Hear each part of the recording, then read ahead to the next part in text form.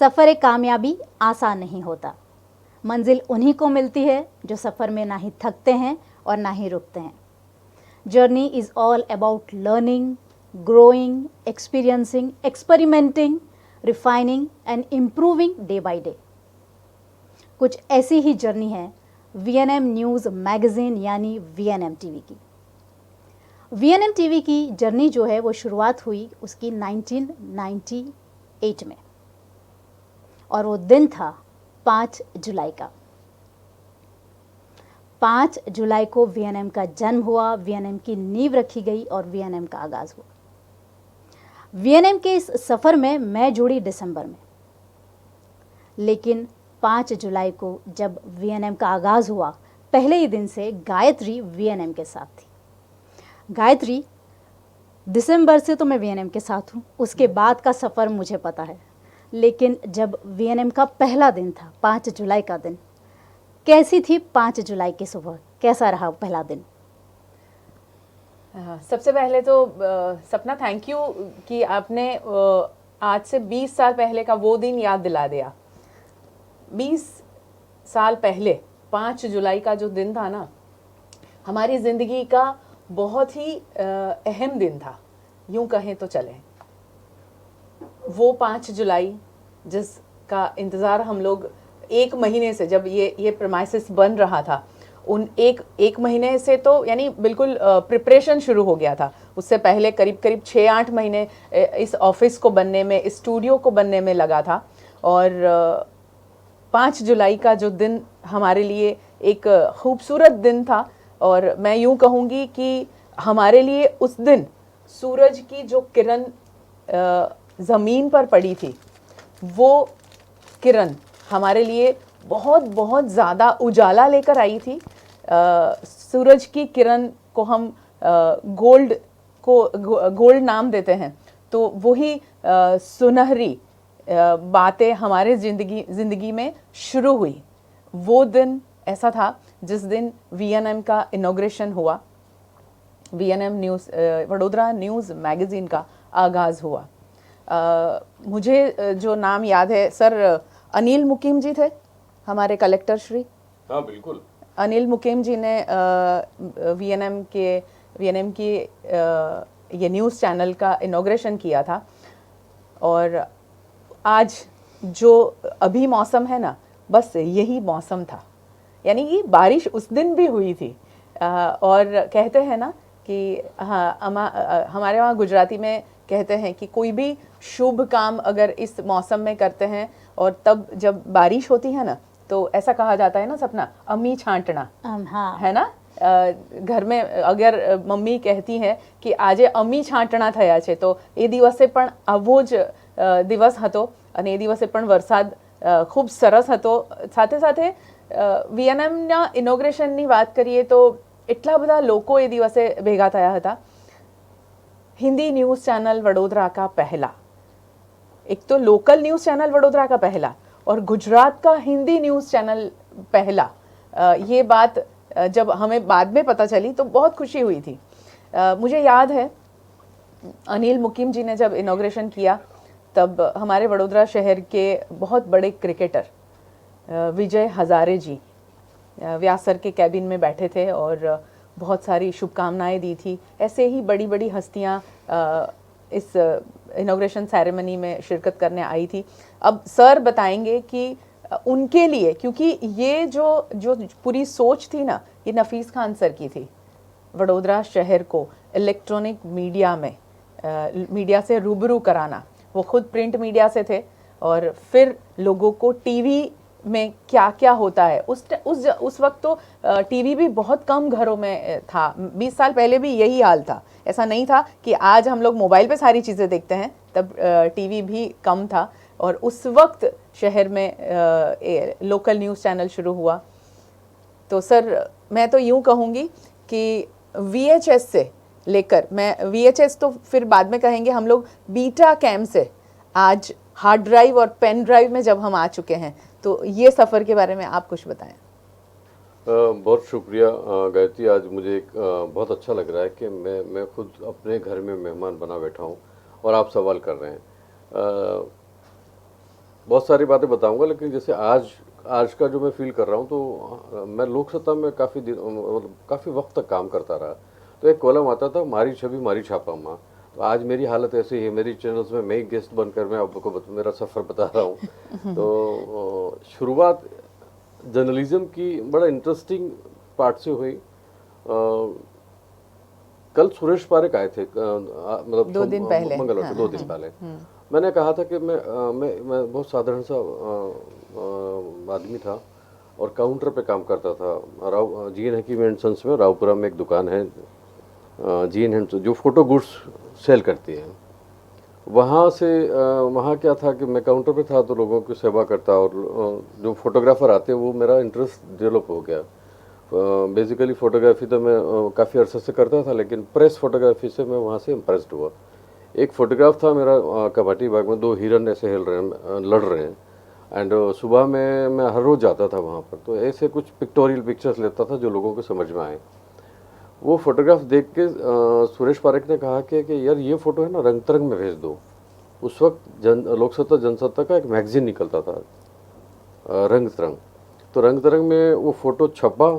वो जब वो बुक मेरे वहाँ आई, वो किताब मेरे, तो मेरी खुशी का ठिकाना नहीं रहा। और ये समझो कि मेरे जर्नलिज्म की जो यात्रा थी उसकी शुरुआत हो गई।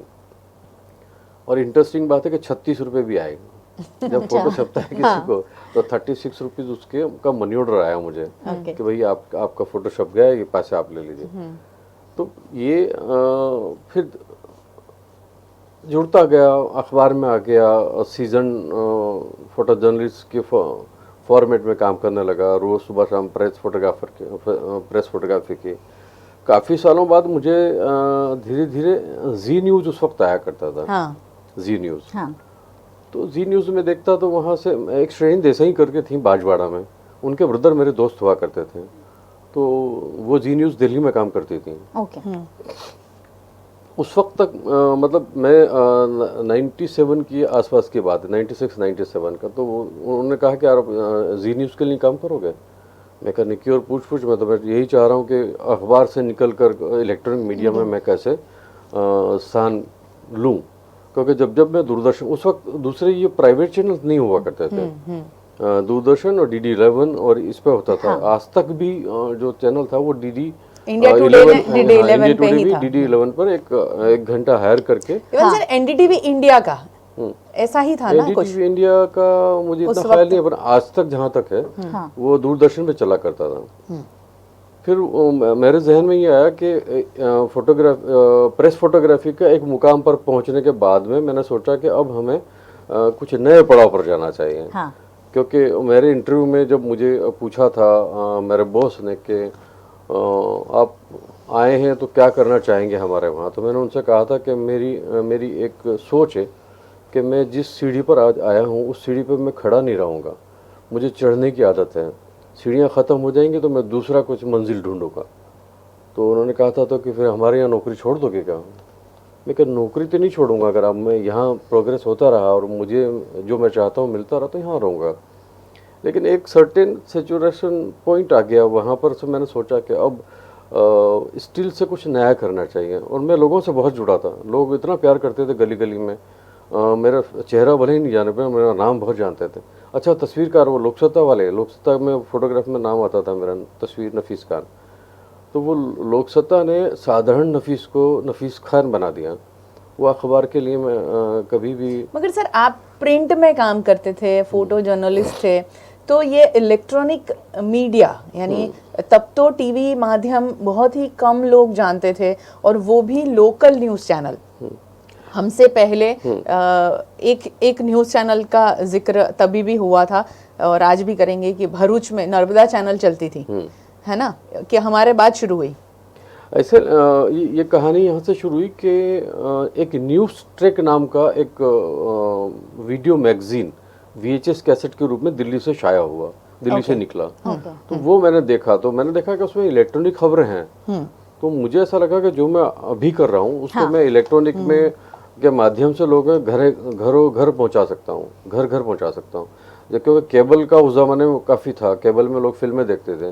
तो मैंने केबल वालों से ट्राई किया कि यार मैं ऐसा कुछ न्यूज़ चैनल लाऊं तो आप दिखाएंगे क्या? तो उन्होंने कहा कि क्या होता है न्यूज़ चैनल, तो मतलब अटपटा था। तो शुरू में हमने उनसे टाई अप किया और एक VHS कैमरा किराए से लिया और एक छोटा मॉनिटर लिया, उसमें न्यूज़ रीडर क्योंकि कोई था नहीं तो हम ही बन गए। और मेरे एक दोस्त और थे, मनोज तिरखा। मनोज तिरखा इंग्लिश अच्छा जानते थे और आज इंग्लिश, तो मैंने कहा कि एक काम करो, उस वक्त स्टार का एक आता था न्यूज़ दिस वीक, हाँ, न्यूज़ दिस है ना, तो हमने उनको पूरे हफ्ते भर के न्यूज़ पढ़ाने की ट्रेनिंग दी। और मैं खुद भी पढ़ने लगा। मेरे ऊपर एक सबसे बड़ा फ्लैट था, मेरी आंटी ने उनको दिया, मुझे दिया था काम करने के लिए। वो वहाँ से इसकी शुरुआत हुई। एक्चुअली कहानी बहुत लंबी है, अगर आपको सुनाने बैठूंगा तो बहुत हो जाएगा। मैं बिल्कुल टू द पॉइंट पर आता हूँ, क्योंकि गायत्री जो बीच में सवाल रोकती है तो लगता है कि मैं ज़्यादा लंबा बोल रहा हूँ। सो मैं आपको बता दूं, मगर मुझे याद है सर, जो आपने मनोज त्रिखा की बात की, मुझे याद है आप और मनोज त्रिखा ये B13 में प्रैक्टिस किया करते थे न्यूज़ एंकरिंग की। आज भी मुझे याद है। और उसके बाद में VNM को आपने VNM की रचना करने का जो आपका जो प्लान चल रहा था वो उसी दौरान चल रहा था, फिर आपने उसे डिजाइन किया और इसकी शुरुआत हुई। हाँ, इन दोनों के बीच में एक कड़ी का और नाम है, जिनका नाम है भरत भाई।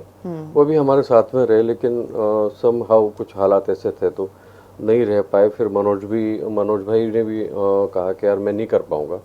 तो ये पूरा बीड़ा मैंने मेरे सर पे लेके शुरू किया। जब उसके साथ साथ उसी दौरान अजय कपूर, जो सर के बहुत ही अजीज दोस्त हैं, वो तब मुंबई थे और मुंबई में वो बॉलीवुड से करीब करीब बहुत ज्यादा उनकी नजदीकियां बढ़ी थी। और मुंबई से जो भी इक्विपमेंट लाना, वो सारी चीजों में अजय भाई का इन्वॉल्वमेंट हुआ।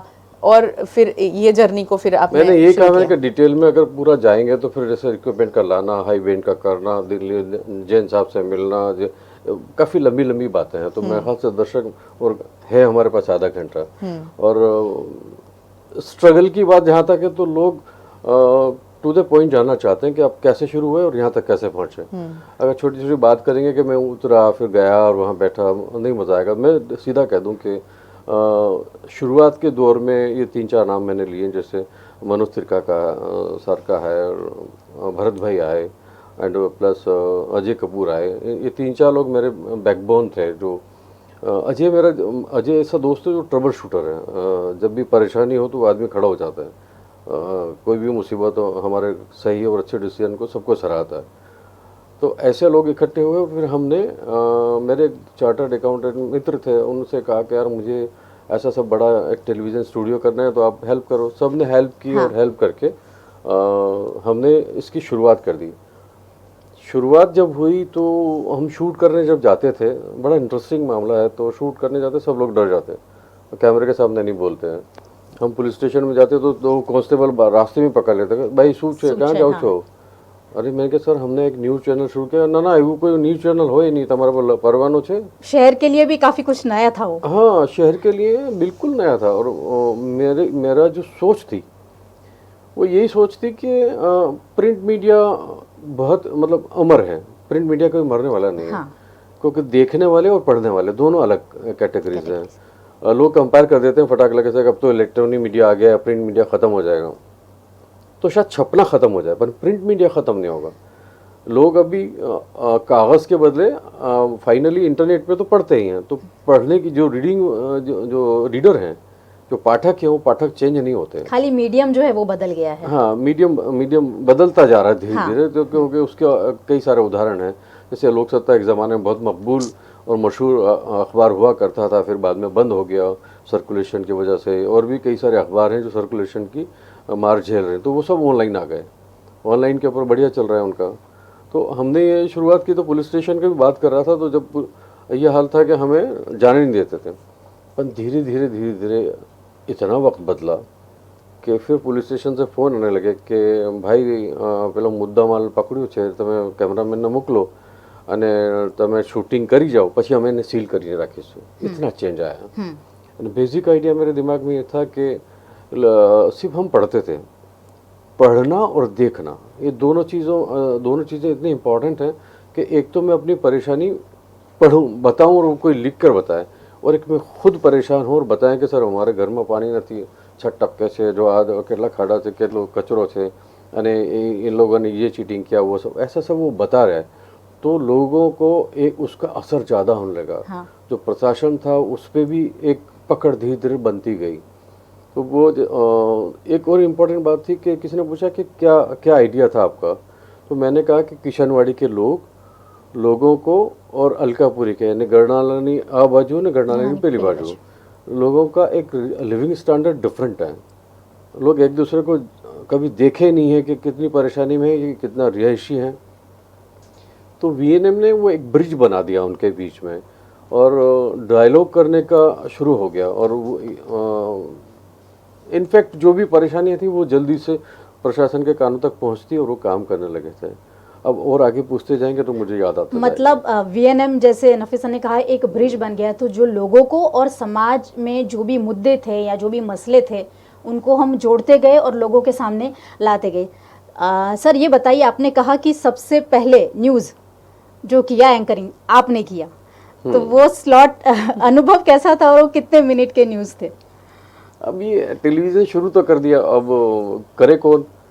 अब मास्टर अगर गिने पूरी टीम में तो मास्टर के नाम पर मेरी भी नॉलेज उतनी नहीं, मैं कोई मास कम्युनिकेशन से, आज तो हमारे साथ में मास कम्युनिकेशन के बच्चे आते हैं, उस वक्त तो मास कम्युनिकेशन था नहीं। मास कम्युनिकेशन तो अभी कुछ सालों से शुरू हुआ, तो कैसे करें? तो मेरा मास्टर था टेलीविज़न। मैं हमेशा टेलीविज़न में विनोद दुआ को देखता, प्रणय रॉय को देखता, और कैसे खबरें पढ़ते हैं। निधि कुलपति थी उस वक्त, वो कैसे पढ़ती हैं। नारंग साहब थे टेलीविज़न दूरदर्शन में, शमी नारंग साहब, इन सबको पढ़ता और उनकी तरह भारी आवाज़ में खबरें पढ़ने की बात करता। एंड 2-3 और थे, मैंने बीच में अभी नाम जहन से निकल गया क्योंकि मेरी भी उम्र हुई है, भूल जाता हूँ। शोभना जगदीश, हाँ शोभना, लेकिन मेरे ज़्यादा आइडियल विनोद दुआ जैसे लोग रहे जो बहुत सादे ढंग से बोलते थे, एंड बनावट नहीं थी, अकड़ नहीं थी, और हिंदी भाषी थे, और अंग्रेज़ी उनको कम आती थी, तो वो अंग्रेज़ी के मामले में मैं भी, मुझे लगा कि मैं सिमिलर कैरेक्टर हूँ उसका, क्योंकि मुझे बहुत अच्छी अंग्रेज़ी कल भी नहीं आती थी, आज भी नहीं आती। हाँ, हिंदी पर महारत है क्योंकि मैंने हिंदी में पढ़ाई की और हिंदी की चीज़ों को हमने जाना। और हिंदी ऐसी ज़बान है कि सभी को मिक्स करती है। आपने कुछ पूछा था, क्या पूछा था मुझसे? पहला दिन ब्रिज समाज को, और सबसे पहले बड़ा इंटरेस्टिंग है, जब मैं पहले कहा तो जाहिर सी बात है कि जो बोले वही कुंडी खोले। मैंने चैनल शुरू किया था तो मैं ही उसको न्यूज़ एंकर करना था। तो तैयारी हो गई सबको, मुझे बहुत कॉन्फिडेंस था कि मैं आज कर पाऊंगा अच्छी तरह। बराबर कोट वोट लगा के, टाई वगैरह लेके, और मेकअप भी इतना सारा शुरू था, खूब सारा किया कि अच्छा दिखूं मैं। तो जैसे ही स्क्रीन पर आए तो एकदम वाइट, तो फिर थोड़ा सा मेकअप कम किया, फिर हम बोलना शुरू किए, तो नमस्कार, स्वागत है आपका, फिर यार दोबारा, फिर अच्छा दोबारा, हाँ रेडी।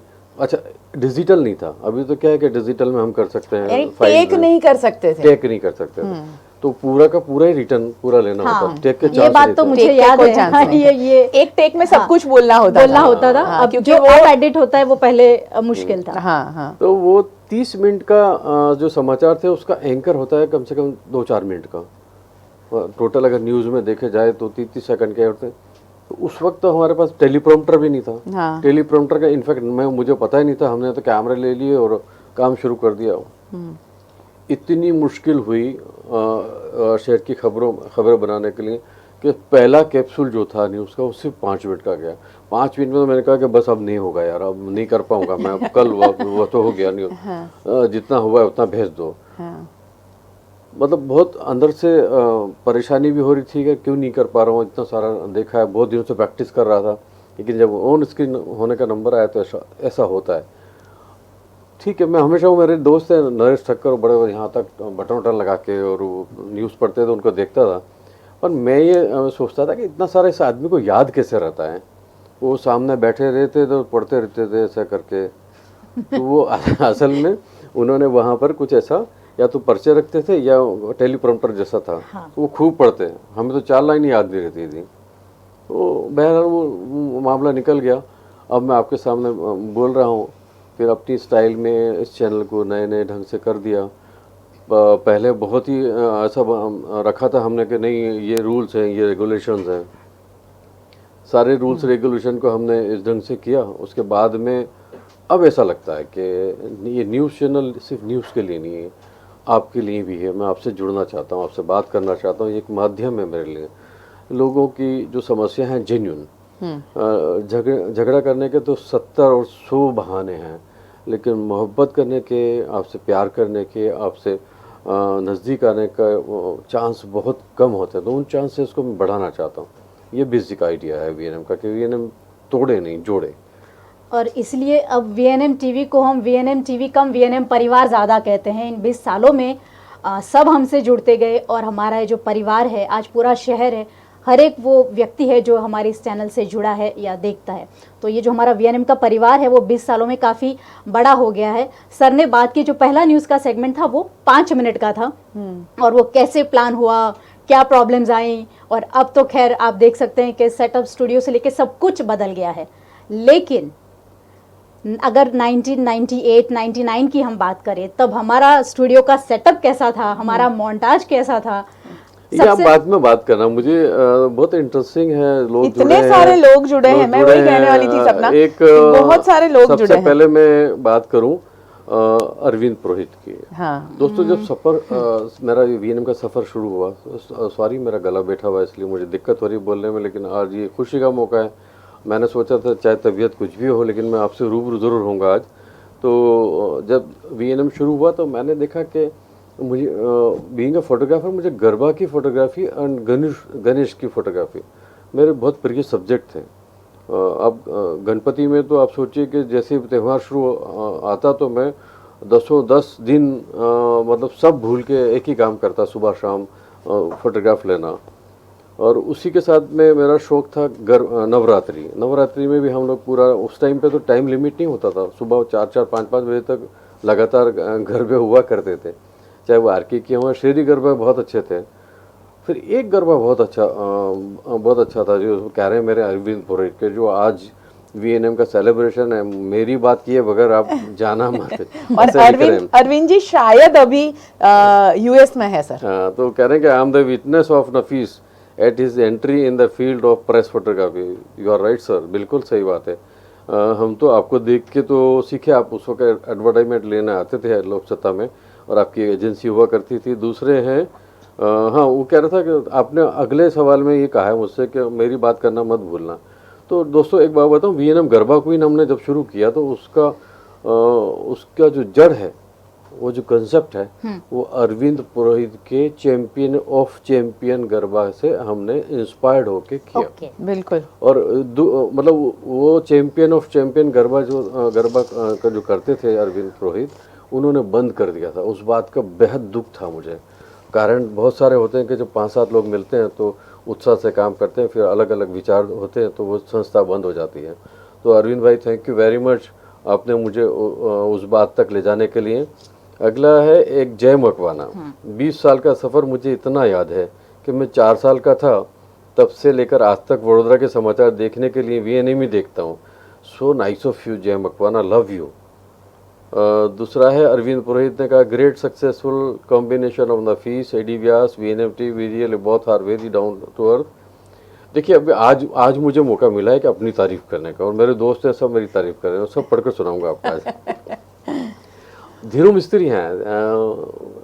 देखिए, ये हम लोग यादें ताज़ा करने की बात कर रहे हैं, तो धीरू मिस्त्री, वो मुझे बहुत अच्छा लगता है कि जो भी मुझसे कहीं ना कहीं जुड़े हैं वो मुझे वो याद दिला रहे हैं। देखिए, आप भी मेरे साथ में थे। धीरू मिस्त्री कह रहे हैं, I would like to share that Nafees Khan acted in my documentary on HBB. The very first shot was Nafis Khan is dead and lying on a bed, but he rose then afterwards to become a living legend of Baroda. इन्होंने ऐसे मरते patient का मुझे acting करवाया था।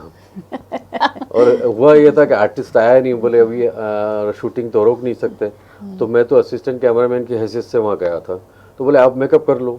तो मुझे तो पहले से शौक था, मैं तो यहाँ आया ही हूँ इस फील्ड में, क्योंकि मैं मॉडल एंड एक्टर बनना चाहता था, लेकिन ये न्यूज़ एंकर और ये सब फोटोग्राफर बन गया। तो उस वक्त मुझे लगा कि लो भाई, आपका तो सपना पूरा हो रहा है, फिल्म मिल रही है।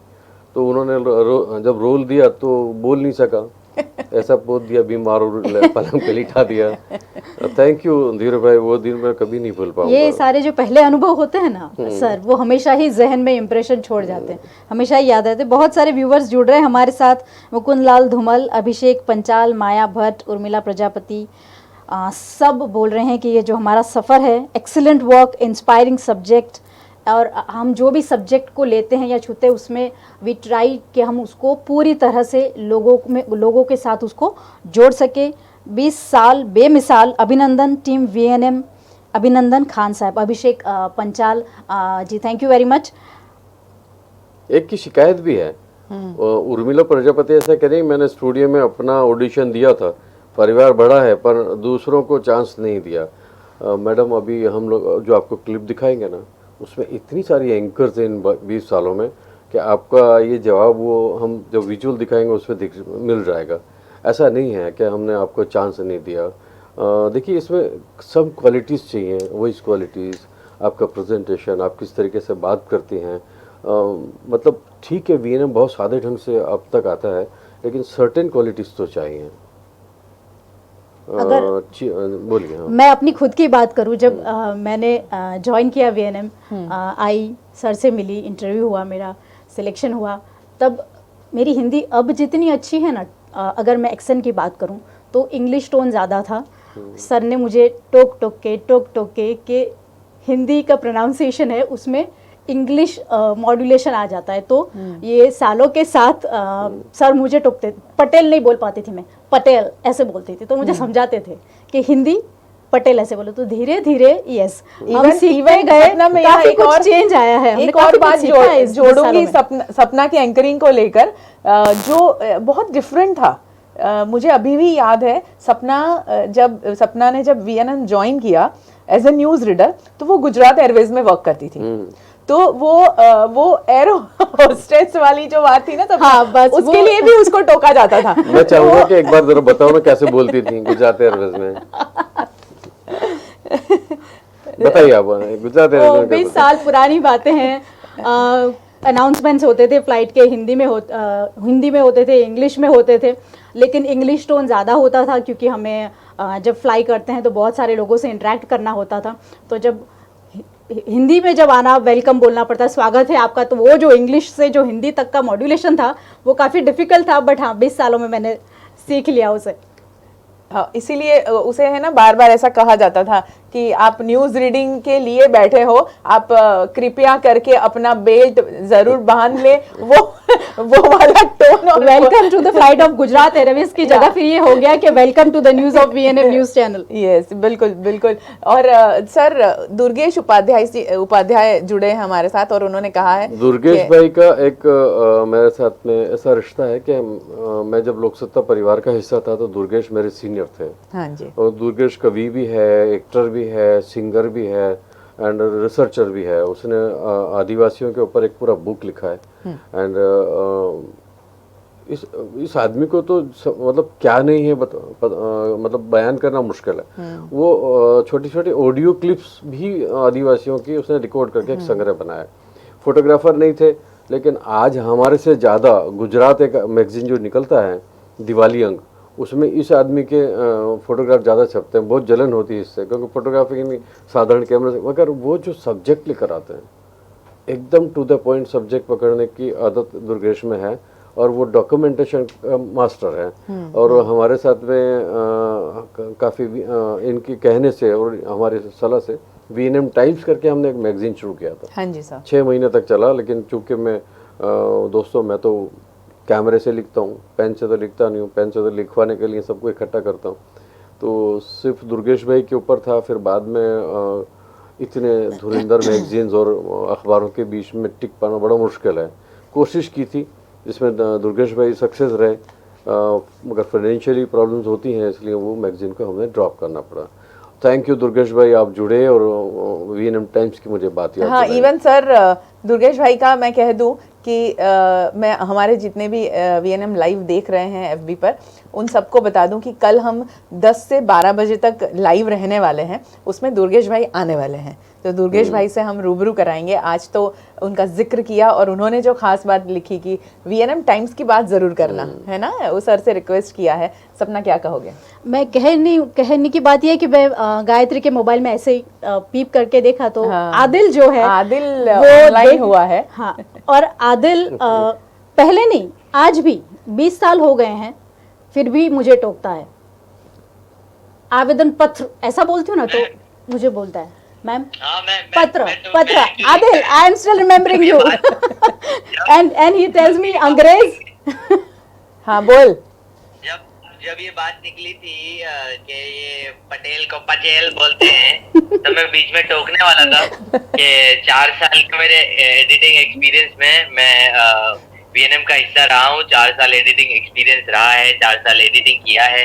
आप सबकी परेशानियों को हम कैंची चलाया करते थे और अच्छी अच्छी चीजें उसमें से निकाल कर आप तक पहुंचाया करते थे। तो जब एंकर की बात आती थी, जब एंकर हम शूट करने बैठते थे, तब ये चीज होती थी कि जैसे ही कोई पटेल शब्द आया कि आज हमारे यहाँ पटेल आए हैं, तो सपना मैडम को आप देखो तो सीधा ये बोलेंगे पटेल आए हैं आज यहाँ पे, हमारे साथ पटेल जुड़े हैं। मतलब पटेल नहीं, पटेल पटेल, हाँ पटेल पटेल नहीं, पटेल पटेल। तो मैं बहुत टोका करता था, काफी किया है और देख रहा हूँ मैं लाइव काफी लोग सराहना कर रहे हैं, प्यार कर रहे हैं, करते ही हैं प्यार वैसे वीएनएम से, और काफी सालों से उनका साथ सकार रहा है बड़ौदा का। और मैं कहना चाहूंगा कि सपना जी जो हैं वो खान सर को आई थिंक 98 से जानती हैं या 96 से जानती हैं, if I'm not wrong। आपके सामने जो गायत्री व्यास बैठी हैं वो 93 से जानती है, लेकिन मैं खान सर को 92 से जानता हूँ। आदिल अच्छा एक्सपीरियंस आप लोगों से ज्यादा है। अच्छा है तो तुम वीएनएम लाइव में ऐसे जुड़ते रहते हो, अपनी फीलिंग बताते रहते हो और हमें ये एहसास कराते रहते हो कि भले तू यहाँ से कनाडा वैंकूवर में है मगर इसी स्टूडियो में हमारे साथ में तू है, ऐसा एहसास हमें जो कराता रहता है ना Adil. Thank you so much. अब हम बस ये वीएनएम लाइव जो देखते रहो और अभी हम लोग कुछ ऐसे क्लिपिंग्स दिखाने वाले हैं जो 20 साल पीछे हम सबको ले जाएंगे। Okay, that's good. Thank you. मैं देख रहा हूँ। पापा को हाय कर दो। हेलो। बाय बेटा। आप तो एनसाइक्लोपीडिया है, आपको जर्नलिज्म की जरूरत नहीं है, जर्नलिज्म की डिग्री की जरूरत नहीं है। जो नए लोग आ रहे हैं उन्हें जर्नलिज्म की डिग्री की जरूरत है, आपको नहीं है। ओके चलो, thank you, bye bye bye. Sapna studio की अंदर की जो सीक्रेट्स होती है ना वो एडिटर को पता होती है और आदिल को बहुत कुछ पता है। जब बात चल रही है न्यूज़ की और एडिटिंग सेटअप की, तो पहले जैसे मैंने जिक्र किया था जब वीएनएम की शुरुआत हुई तो हमारा सेटअप कैसा था और हमारा सबसे पहला मोन्टाज कैसा था, आइए सबसे पहले उसकी झलक देखते हैं।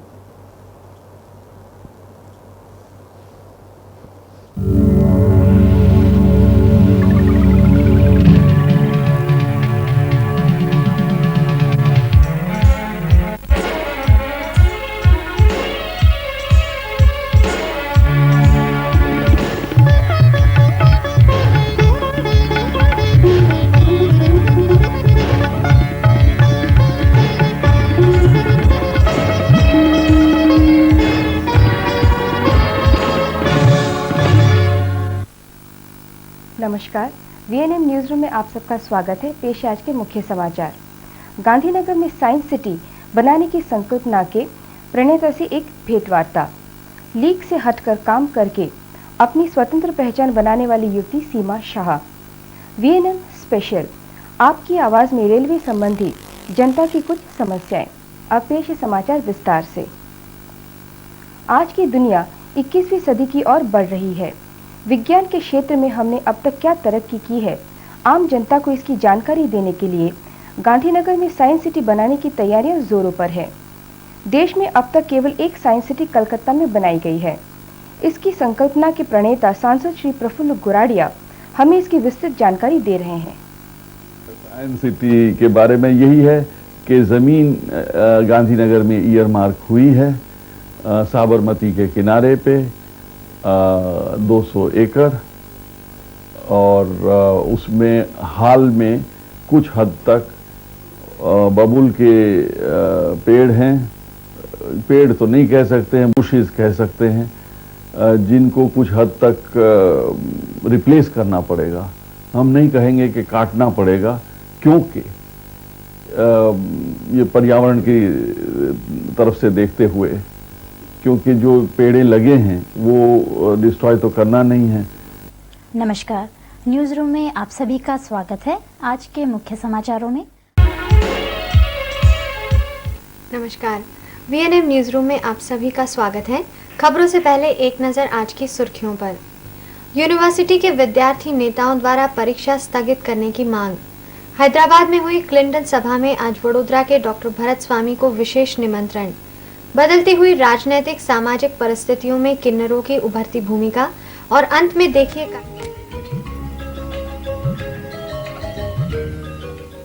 नमस्कार दर्शक मित्रों, आपका एक बार फिर स्वागत है कार्यक्रम में जिसका नाम है आप और हम। और अरुणा जी, हम लोग जैसे देख रहे हैं कि पिछले सप्ताह बहुत ही खुशखुर्रम वाला गया। बिल्कुल, होली भी आ गई और सबसे बड़ी खास बात यह है कि अमेरिका के राष्ट्रपति श्री क्लिंटन भ्रमण के लिए आए हुए हैं, तो पूरा माहौल देश भर का खुशियों से भरा हुआ है। और इन खुशियों के साथ आज हमारा कार्यक्रम शुरू करें। जी बिल्कुल। तो सबसे पहला खत कौन सा सुना रही हो, बताइए। जैसे कि ओकेजन था, अभी अब हमने बात की है, तो बहुत सारे ढेर सारे पत्र हमारे पास ऐसे आए हैं जो होली की शुभकामनाएं हमारे सारे वीएनएम परिवार के लिए है। बहरहाल वो खत तो मैं बारी बारी से ले नहीं सकती क्योंकि खत ही इतने ज्यादा हैं। जी हाँ, तो हम लोग दर्शकों का शुक्रिया अदा कर दें कि आपके ये जो हमारे मुबारकबाद के जो खत आपने हमें और हमारे परिवार वालों को भेजे हैं, उनके लिए हम और हमारा पूरा परिवार आपका तहे दिल से शुक्रिया अदा करता है। जी हाँ बिल्कुल। और इसी के साथ मैं आज का पहला खत हाथ में लेती हूँ और हाथ में आया है मेरे पास, वो अकोटा से लिखने वाले हैं। लिख रहे हैं कि मेरे ख्याल में लिखने वाले इन्होंने थोड़ा सा एड्रेस, ये अक्सर हमारे यहाँ की जरा तकलीफ है। देखो दर्शक मित्रों, जब खत तो आप लिख देते हैं लेकिन आपका नाम स्पष्ट नहीं लिखते हैं, पढ़ने में बहुत दिक्कत होती है। आप कोई तो एड्रेस ही नहीं लिखते हैं। जी हाँ, ये बाबू मियाँ शेख हैं। अच्छा, इकबाल बाबू मियाँ शेख। पहले तो इन्होंने आदाब फरमाया हम सभी लोगों के लिए और आगे होली की शुभकामनाएं भी दी हैं। और लिखते हैं कि आपसे हम एक शिकायत करते हैं कि आप जो सवाल सिटी स्पॉट के कार्यक्रम के अंतर्गत जो पूछते हैं वो इतनी जल्दी से पूछते हैं कि हमें सवाल नोट करने का टाइम ही नहीं मिलता है। क्या ऐसा कुछ हो सकता है कि आप सवाल दोबारा से दिखाएं? इससे फिर सारा जो सिटी स्पॉट का मजा किड़किड़ा हो जाता है। अच्छा, तो बाबू भाई देखिए, आपने जो बात की है मैं आपसे इत्तेफाक नहीं रखता। हाँ, हमारे जो सवाल पूछे जाते हैं वो तो धीरे से और आराम से पूछे जाते हैं और शायद एक आध मरतबा रिपीट भी करते हैं अरुणा जी, लेकिन फिर भी जी आपका हुक्म सर आंखों पर। हम लोग फिर दोबारा कोशिश पूरी करेंगे कि हम आराम से पंकज गोस्वामी को खास कहेंगे कि ये आपका जो प्रश्न करने का तरीका है जरा धीरे से करें। जी हाँ, लेकिन इकबाल भाई ये बात का पूरा हम यकीन करते हैं कि आप बिल्कुल ध्यान से सिटी स्पॉट देखते हैं।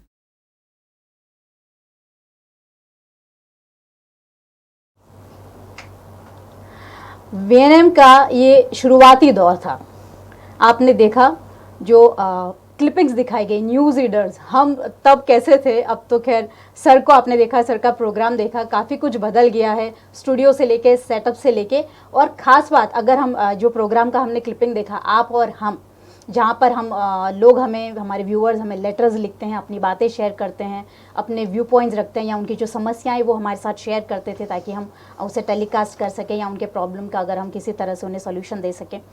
तो आपने देखा होगा जो मैसेजेस आ रहे हैं या जो लोग हमें मैसेजेस भेज रहे हैं, बातें कर, वो लेटर द्वारा, खत द्वारा होती थी।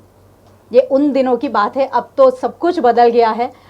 मैसेजेस देना, खत लिखने का व्यवहार तो गायत्री तकरीबन अब खत्म ही हो गया। अगर हमारे बच्चे हमें पूछेंगे लेटर तो शायद हमारी ओर से उनको कोई लेटर ना हो, पर हाँ व्हाट्सएप और उसके ज़रिए मैसेजेस काफ़ी होंगे। और टेक्नोलॉजी अब इतनी एडवांस हो गई है कि खत के बजाय अब हम एफबी से लाइव आपसे रूबरू हो रहे हैं, बात कर रहे हैं। और आपके जो मैसेजेस हैं उसके लिए हमें खत का इंतज़ार करने की ज़रूरत नहीं है, they are right on our mobile. और ऐसे मैसेजेस हैं जो हमारे व्यूअर्स जो जुड़े हैं हमारे साथ, आइए उनके मैसेजेस पढ़ते हैं। अरविंद पुरोहित जी लिख रहे हैं, being a local TV channel there efforts for presentations are very professional as national TV channel. Also take care about social cause, believed in positive news. Navid Pathan लिख रहे हैं, वीएनएम की धुन आज भी पुरानी यादें ताज़ा करती है। जो हमारा आपने मोन्टाज देखा ना, जो वो हमारा सबसे पहला म्यूज़िक, वो आज भी हमारे VNM की पहचान है। I always use to wait for 9 PM to listen to that music, one of the best thing about VNM। कुछ बातें ऐसी होती है, कुछ म्यूज़िक ऐसे होते हैं, कुछ छवि ऐसे होते हैं जो दिमाग पे छवि छोड़ जाते हैं, और कहते हैं first impression is the last impression. तो जो VNM, अगर हम कल ही जैसे हम सब पुरानी न्यूज़ निकाल रहे थे या CD निकाल रहे थे, डिटेल्स निकाल रहे थे, तो ये जो मोन्टाज का म्यूज़िक है वो सुनते ही बहुत सारी बातें एकदम से गायत्री दिमाग में याद आ गई। बहुत सारी यादें ताज़ा कर दी हमने आज हमारी 20 साल पहले, और आज अब यादें ताज़ा हो ही रही हैं। तो सपना को आपने देखा अभी, एकदम दुबली पतली अलग सी सपना देखा। और सुप्ति हल्दर हमारी सबसे पहली न्यूज़ रीडर। उसके बाद में एक न्यूज़ रीडर मिसिंग है ये प्रेजेंटेशन में, सोनिया खोसला, जिसका वीडियो हमें मिला, वो सोनिया खोसला थी। उसके बाद सपना के बाद में पद्मिनी हजारे, उसे कैसे भूल सकते हैं। विजय हजारे के घर से ये एक लड़की, सादी सीधी सिंपल पद्मिनी हजारे यहाँ VNM ऑफिस पहुंची और देखते देखते बहुत बेहतरीन न्यूज़ रीडर बन गई। ये सारा जो आपने देखा, इसमें सबसे खास बात ये थी कि उस वक्त जिस तरह हम लोग न्यूज़ पढ़ते थे ना, पेपर रखे हुए हैं और देख कर पढ़ना है, उसमें सपना की अगर मैं बात करूँ ना, तो इसकी एक खासियत कि पूरा एक पैराग्राफ अगर उसे पढ़ना है ना, तो वो नीचे नहीं देखती थी कभी। वो रट्टा मारती थी या क्या था, बट उसे रट्टा मारने का टाइम होता नहीं था, बट यस, हाँ, उसे वो सिर्फ कंटेंट समझ लेती। हाँ, और वो अपने वर्ड्स में उसे बिठा के, ऐसा भी नहीं कि जो लिखा है उस शब्दों को वो चेंज करे, बट उसमें ये बहुत माहिर है। और बहुत अच्छा लगता था कि इसे टेलीप्रॉम्प्टर की बिल्कुल ज़रूरत नहीं है। वो कैमरा में जैसे एक इशारा मिलता उनको कि शुरू करना है, रोल हो गया है, तो फटाफट पूरा एक पैराग्राफ वो पढ़ लेती थी। ये सपना की बहुत बड़ी खासियत थी। वजह तुमने बता दी, क्योंकि मैं न्यूज़ को समझ लेती थी, कंसेप्ट को समझ लेती थी, इसलिए उसे अपने तरीके से प्रेजेंट करना गायत्री मेरे ख्याल से बहुत आसान हो जाता है। हाँ, और हमारी ट्रेनिंग में जैसे मैंने कहा ना कि सपना की जो बात थी, हमारी ट्रेनिंग में हमें यही सिखाया गया था। नफीस खान सर जब भी हमसे बात करते और जब भी हम लोग न्यूज़ रीड कर रहे होते, वो स्टूडियो में आते, न्यूज़ रीडिंग से पहले अगर हम उनसे मिलते तो हमें यही समझाते कि आप कंटेंट को समझ लो, फिर आपको कोई दिक्कत नहीं आएगी कि आपको जो बताना है। और ख़ास बात हमारी ट्रेनिंग में ये बताई जाती थी कि आपको जो पता है ना, वो शहर को नहीं पता, तो आपको बताना है। यानी न्यूज़ रीड नहीं करना है, न्यूज़ को बताना है। और तो वो बताने वाली भाषा हमें और बताने वाली स्टाइल जो हमें सिखाई गई थी ना हमारी ट्रेनिंग में, ये हमें बहुत सपोर्ट करती थी। सर कुछ कहेंगे आप? नहीं, ये तो जैसे लोग, मैं तो इतना ही कहूँगा कि लोग जुड़ते गए और कारवां बनता गया। धीरे धीरे जो मेरी कोशिश थी, लोग उस काफिले में जुड़ते गए और ये सफ़र आगे बढ़ता चला गया। और यादें तो बहुत सारी हैं। हाँ, बहुत सारी कहाँ से शुरू करूँ और कहाँ ख़त्म करूँ, कुछ समझ में नहीं आता। एक्चुअली हम लोग बहुत सारी बातें कर ली हैं। सपना, जैसे अभी हमने आप और हम का एक कार्यक्रम का एक झलक देखी ना, तो आप और हम कार्यक्रम के बारे में तो सपना ने बता दिया कि तब खतों का ये कार्यक्रम था और उसमें ये नफीस खान सर और अरुणा राव इसे एंकर करते थे। शायद आपको एक कार्यक्रम याद हो, सिद्धार्थ काक का, और उसमें सुरभि, और उसमें उनकी को एंकर थी कोई फिल्म में भी वो फिर आई थी, उसका नाम शायद हम लोग भूल रहे हैं। वो शो को लोग रिलेट करते थे ऑलवेज कि वो सुरभि जैसा ये आपका आप और हम कार्यक्रम है।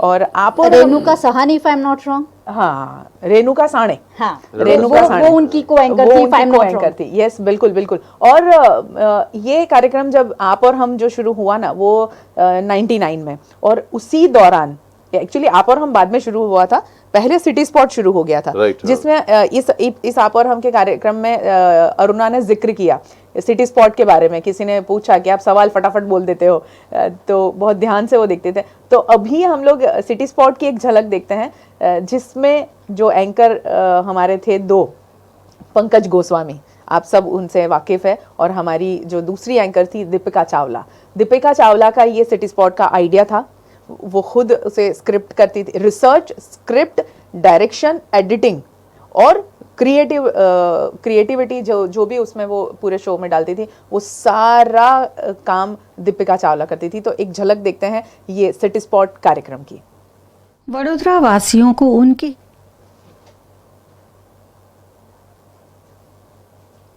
ठीक है, थोड़ा उसको वक्त लग रहा है तो बात आगे कर दें।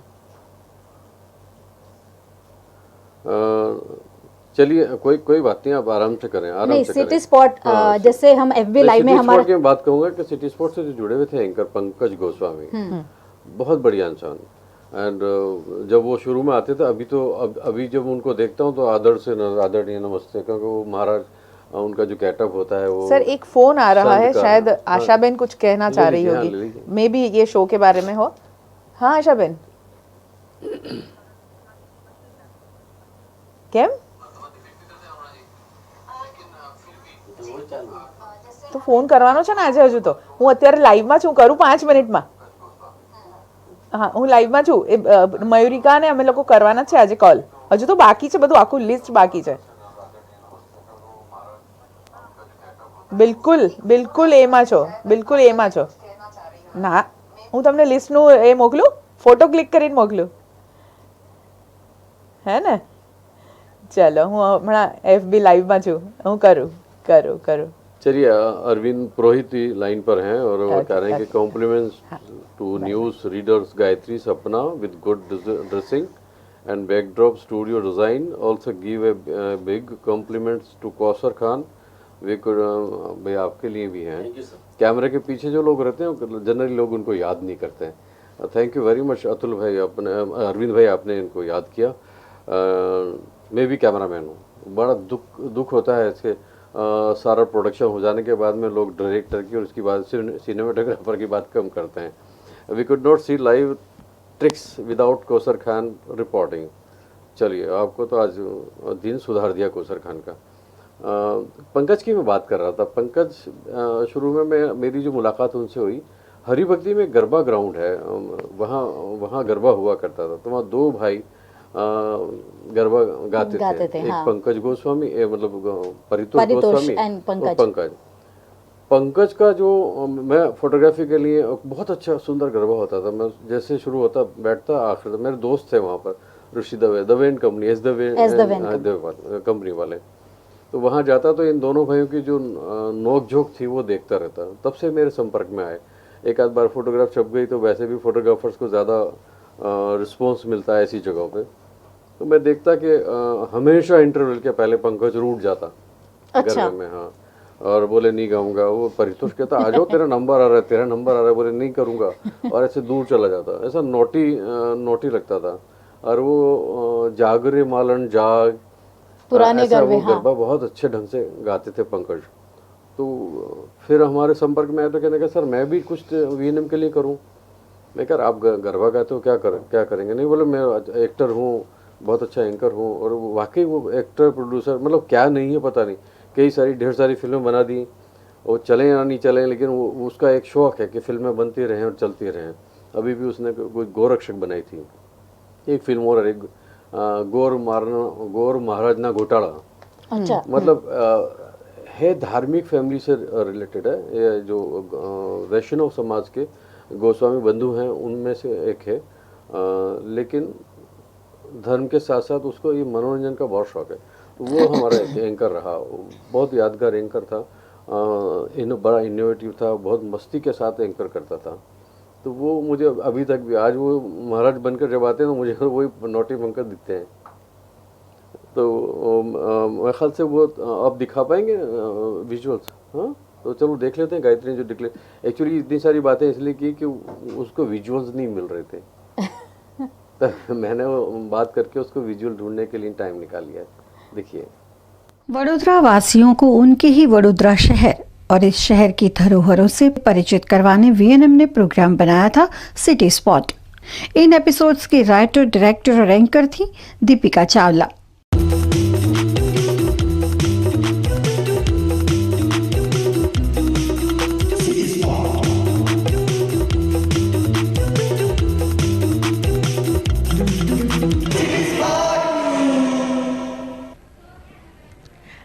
Welcome to city spot with me Deepika. आज का सिटी स्पॉट एक पहेली से शुरू करते हैं। अनेक चीजों का कलेक्शन, विविध संस्कृतियों का दर्शन, आईना है अतीत का, वो सब जो बीत गया, बूझो तो जाने, जल्द से पहचाने। नहीं, चलिए हम बता देते हैं। आज का हमारा सिटी स्पॉट है द बड़ौदा म्यूजियम।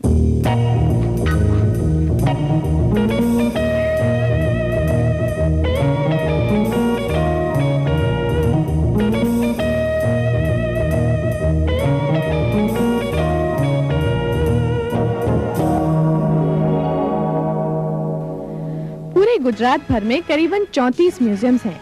उसमें से कच्छ म्यूजियम सबसे पुराना है और बड़ौदा म्यूजियम सबसे बड़ा। In fact it is considered one of the third best in the country और इसे इंटरनेशनल फेम भी प्राप्त है। इसी फेम का श्रेय जाता है उस महान शख्स को जिसका नाम बड़ौदा शहर से इतना जुड़ा हुआ है। जी हाँ, सर सयाजीराव 3। अजीबोगरीब दास्तानें, अनजानी कहानियां और इतिहास के दरवाजों को खटखटाता हुआ हमारा ऐतिहासिक एपिसोड सिटी स्पॉट्स में। चलिए हम सभी टाइम मशीन पर बैठकर और सैर करते हैं पुराने बड़ौदा शहर की। चलिए।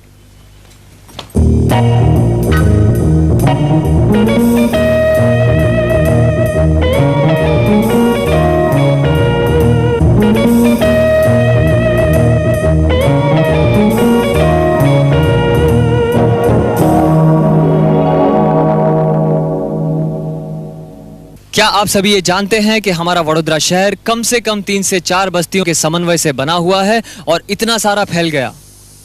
विश्वामित्री नदी रिवर बैंक के राइट साइड से शुरू होकर अंकुलों पेड़ों के बीच बसा हुआ अंकोटक्का गांव, जो कि आज अकोटा के नाम से जाना जाता है, और इसी नदी के लेफ्ट साइड से शुरू होकर लक्ष्मी विलास पैलेस तक वड़पद्रिका नगरी के नाम से जानी जाती थी। और तीसरी नगरी जो कि वेस्टर्न कल्चर से इन्फ्लुएंस थी, जो कि रेसिडेंट बंगलों के इर्द गिर्द बसी, जो आज फतेहगंज और निजामपुरा के नाम से जानी जाती है। चारों दरवाजों के अंदर बसा दौलताबाद नगर, और इन्हीं चारों को समन्वय करके आज का हमारा सुंदर वडोदरा शहर बना है। वडोदरा वासियों को उनके सिटी स्पॉट, जैसे कि इसका नाम है, वडोदरा शहर के अलग अलग लोकेशंस जिसके बारे में हम ऑडियो विजुअल दिखाते थे लोगों को, उसके हिस्ट्री के बारे में उसके बाद तो खैर गायत्री, हमने काफ़ी सारे प्रोग्राम्स किए हैं जहां हमने वडोदरा शहर और वडोदरा शहर के इतिहास से लोगों को रूबरू कराया, और बहुत सारे व्यूअर्स जो है वो हमारे साथ जुड़ रहे हैं। शेफाली पाठक जो हमारी न्यूज़ रीडर हमारे साथ थी, अब क्योंकि वडोदरा शहर में नहीं है, वो शायद बॉम्बे में है, वो देख रही, वो लिख रही है nice concept and nice anchors. ये सबसे, अगर नफीसा मैं बात करूँ तो अगर इलेक्ट्रॉनिक मीडिया की हम अगर बात करते हैं तो शायद ये पहला शो था जिन्होंने वडोदरा शहर वासियों को वडोदरा के दर्शन कराए, लाइव हिस्ट्री के साथ। बिल्कुल, बहुत सारे व्यूअर्स हमारे साथ जुड़ रहे हैं। हेमा बेन चौहान जुड़ रही हैं। Big appreciation to dear Nafees भाई एंड व्यास साहब। Sweet and charming lady Sapna, thank you Hema बेन। Motivational nature lady Nalini Ben.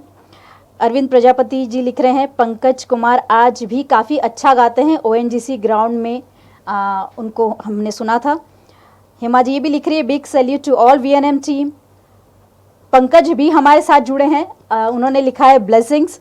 Pankaj ji, city spot देखा, बहुत सारी पुरानी बातें हैं, यादें हैं, जो जब पुरानी चीज़ें देखते हैं तो क्या कहते हैं, फ्लैशबैक में जहन में वापस आ जाती है। Thank you for joining us. उन्होंने लिखा, I am honoured and proud being a part of VNM news. आपने बात किया कि काफ़ी सारे लोग जुड़े, पंकज फिर कह रहे हैं कि I am honoured and proud being part of VNM news. अरे आप तो दिल में बसते हो। डॉक्टर हेमंत संत भी जुड़े हैं। हाँ, पंकज गोस्वामी जुड़े हैं ना, डॉक्टर हेमंत संत भी जुड़े हैं। अश्विन भाई कह रहे हैं, राजकुमार ऐसे, धीरू मिस्त्री very good anchoring Pankaj. Dhiru मिस्त्री जी और पंकज गोस्वामी एंड परितोष गोस्वामी, ये एक फैमिली है। इसमें एक नाम भूल जाते हैं, मेरे एक ख़ास अजीज़ दोस्त हो रहे हैं, श्याम शाह। हाँ, जो फिल्म मेकर हैं, डायरेक्टर हैं, लेकिन अभी तो संत और बाबा बन गए हैं। उनका एक आश्रम है। मैं हमेशा उनको कहता हूँ कि जब से आप संत बने हो, मेरा एक दोस्त घूम गया है। बोले कि नहीं मैं वैसा ही हूँ, लेकिन अब मुझे उनसे उतनी फ्रैंकली बात करने की जो ज़रूरत है वो या हिम्मत नहीं होती है। वो भी कल आपको मिलेंगे, क्योंकि उनको कल बुलाया है हमने। एक्चुअली आज का जो प्रोग्राम था ना, बहुत सीक्रेट बता दूं कि था किसी और का, लेकिन हमें ख्याल आया कि हमारा 5 जुलाई को बर्थडे आ रहा है वीएनएम का, क्यों ना हम 2-3 दिन हमारी बात करें और ज़्यादा से ज़्यादा आपसे जुड़ें और आपके जो सवाल हैं वो भी हमें मिले और उनके जवाब दें। सपना मुझे पूछ रही थी कि एंकरिंग के बारे में, कि पंकज भाई एंकर कैसे एंटर्ड हुआ है। मतलब अब जैसे आपने उनका जिक्र किया, बड़ोड़ा, मुझे याद आया कि बड़ोदरा शहर का पंकज गोस्वामी का जो सिटी स्पॉट था ना, हाँ जी, वो एक किताब है, इमारत इमारत, जो रमेश पारेख सबकी, रमेश, हाँ, I am not wrong, Ramesh तो है, पारेख हैं आगे, उनकी किताब से पे आधारित था और हमने उसमें और डिटेल में जानकारी ली और अलग अलग जाके जितने भी सिटी की जो खासकर जगह थी। देखिए, हर एक को एक शौक तो होता है कि जिस शहर में वो रहता है उसके लिए उसको गर्व होना चाहिए, और वो गर्व दिलाने वाली, जो गर्वान्वित करने वाली चीज़ें हैं, उन चीज़ों को हम दिखाएं। तो इतनी सारी बातों में एक चीज़ भूल गया कि वीएनएम की रचना नफीस खान के लिए नहीं हुई है या उसके फैमिली के लिए, हम सब, मैंने वीएनएम की रचना बड़ौदा के लिए की थी। उस वक्त जो मेरा जो ब्रेन चाइल्ड है, वो ऐसा कहते हैं क्या आपकी दिमागी उपज है, तो मेरी दिमागी उपज थी वो बड़ौदा वासियों के लिए थी। बड़ौदा ने सपना, गायत्री और आपको कह रहा हूँ इतना बेहद प्यार दिया है, मतलब मैं उसको वापस, मतलब लौटाना किस तरीके से, ज़िंदगी ख़त्म हो जाए तो मैं आपको वो लौटा नहीं पाऊँगा, इतना आपने प्यार दिया। तो मैं हमेशा ये सोचता रहता है कैसे मैं आपको करूं, किस तरीके से मैं आपको मैं वापस कर दूं जो आपने मान सम्मान मुझे दिया है। वो भी एक बीज था जो अंदर पनप रहा था कि नहीं, मैं कुछ करना चाहता हूं बड़ौदा के लिए करना। बहुत से ऑफर्स मुझे ऐसी भी आई थी कि आप कहीं नौकरी कर लो, आप फ़ॉरेन चले जाओ, आप यहाँ कर लो, हमारे वहाँ। मैंने कहा नहीं, मैं अब बड़ौदा में हूँ और बड़ौदा में ही रहूँगा, बड़ौदा में ही करूँगा, और सारी चीज़ें मैंने बड़ौदा के लिए की, तो वो बड़ौदा के लोगों के लिए की। वैसे तो मेरा मानना तो ऐसा है कि जितना भी पृथ्वी पर जितने भी जीव हैं, जो इंसान है, वो एक परिवार का हिस्सा है, लेकिन जब उसको क्लासिफाइड करते आते हैं तो बड़ौदा मेरा एक परिवार है। तो बड़ौदा में मुझे कभी ऐसा लगा ही नहीं मैं किस मज़हब से हूँ, किस प्रोफेशन से हूँ या किस तरीके का आदमी। मुझे सब ने ऐसा प्यार दिया है जो घर वाले देते हैं, चाहे वो मेरे अश्विन शाह हो जो गुजर गए एडवोकेट, वो मुझे घटनाएं अगर याद दिलाते तो बहुत सारे आते हैं। अश्विन भाई जब आए तो वो बधाई देने आए मुझे। अश्विन शाह कांग्रेस के एक ज़माने के सीनियर लीडर हुआ करते थे, अब नहीं है, अल्लाह उनकी रूह को जन्नत में जगह दे। आके कहने लगे वो भीचलिया बोले नफीस कहाँ जे तने करू छे ने वो जबरदस्त करी नाख्यू छे, क्योंकि उस वक्त क्या था, एक रैली निकल रही थी और उसमें विरोध कर रहे थे भारतीय जनता पार्टी का, कांग्रेस में थे, तो दौड़े और वो सब हमने किया, पुलिस पकड़ के ले गई, घसीट के ले गई, और उन्होंने जब देखा पूरे बड़ौदा में तो मुझे आके यहाँ भींच लिया, बोले यार तो ज़बरदस्त करी नाख्यू छे, ऐसा तो कभी ज़िंदगी में नहीं हुआ यार। ये मेरा अभी भी मेरे देखो रोंगटे खड़े होते हैं। उस वक्त भी ऐसा था कि और कहने लगे कि फिर एक बात उन्होंने और रही, बोले हवे प्रिंट मीडिया ने खबर पड़ सके वीडियो पढ़ने के सर ऐसा नहीं, मेरा प्रिंट मीडिया के सामने या किसी के सामने कोई द्रोह नहीं है, नहीं मैंने कभी जहन में ही आने दिया है। मैंने तो सोचा कि आपकी एफर्ट्स हैं वो लोग जाने, तो वो मैं कोशिश कर रहा हूँ। जब भी आज भी मैं फोटोग्राफी के लिए, पता जितने सीनियर्स लिविंग लीजेंड हैं उनके लिए मैं तलपापड़ रहता हूँ कि वो थोड़ा समय दें, मैं उनकी एक फ़ोटो स्टोरी बना के रखूँ। यही चीज़ हम लोग वीएनएम में भी कर रहे हैं। क्या करूँगा कैसे होगा पता नहीं, पर मुझे ऐसा लगता है कि मैं उनको रिकॉर्ड कर लूँ, उस स्पेस में छोड़ दूँ, आने वाले लोग जाने, ढूंढना ना पड़े कि अश्विन शाह कौन थे, दूसरे लोग कौन थे। तो ये भी एक बेसिक वीएनएम की एक सोच है। उस सोच के साथ में आज 20 साल पूरे होने जा रहे हैं कल। मैं तो ऐसा लगता है कि हो ही गए, आज हम लोग सब मिल रहे हैं आपसे।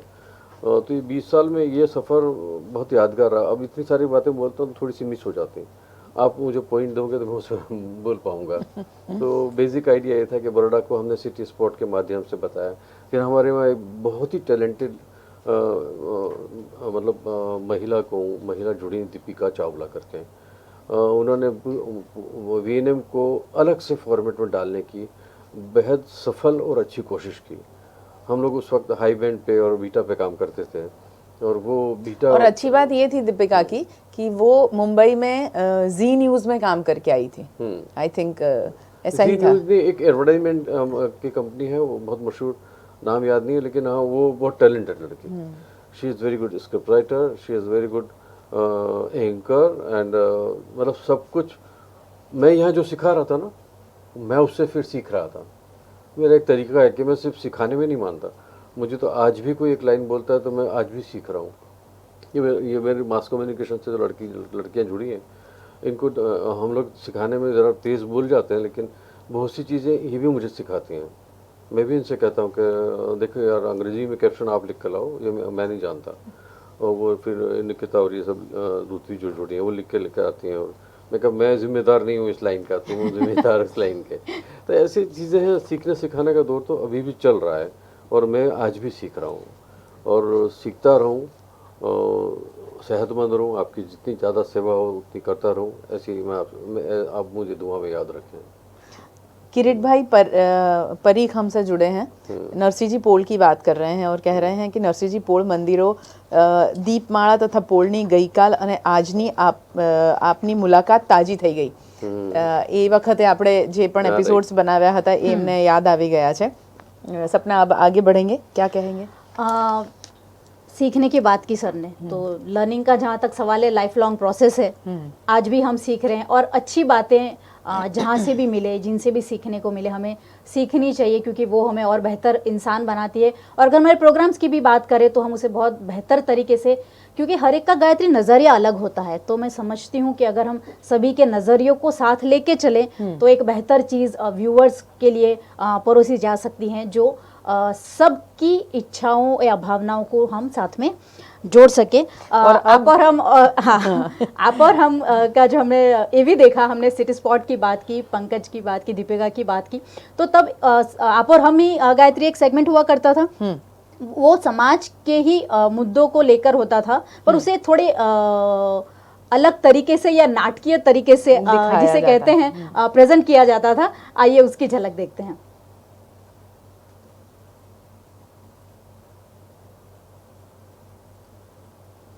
नमस्कार नमस्कार बहनों भाइयों, मैं आप सबका बहुत आभारी हूं। आप सबने मेरे को याद किया, इधर बुलाया। जैसा कि आप सबको पता ही है, आजकल क्लिंटन साहब हमारे देश में आए हुए हैं। यह हाल की सरकार ने करोड़ों रुपए उनके ऊपर लगा दिए हैं। अगर यही करोड़ों रुपए आप समझ सकते हैं कि गरीब जनता पर लगाए जाते तो क्या बुराई थी। 40 साल से क्या किया? देखिए, वो 40 साल से हम सोच रहे हैं, सोच रहे थे, सोचते रहेंगे। अरे खुशी की बात है कि क्लिंटन साहब ने आजकल आगरा में ताजमहल को बचाने के लिए 25 करोड़ डॉलर का अनाउंस किया है। वो मदद करेंगे। हम गरीब जनता के लिए ही बात कर रहे हैं। आप बैठिए बैठिए। हाँ,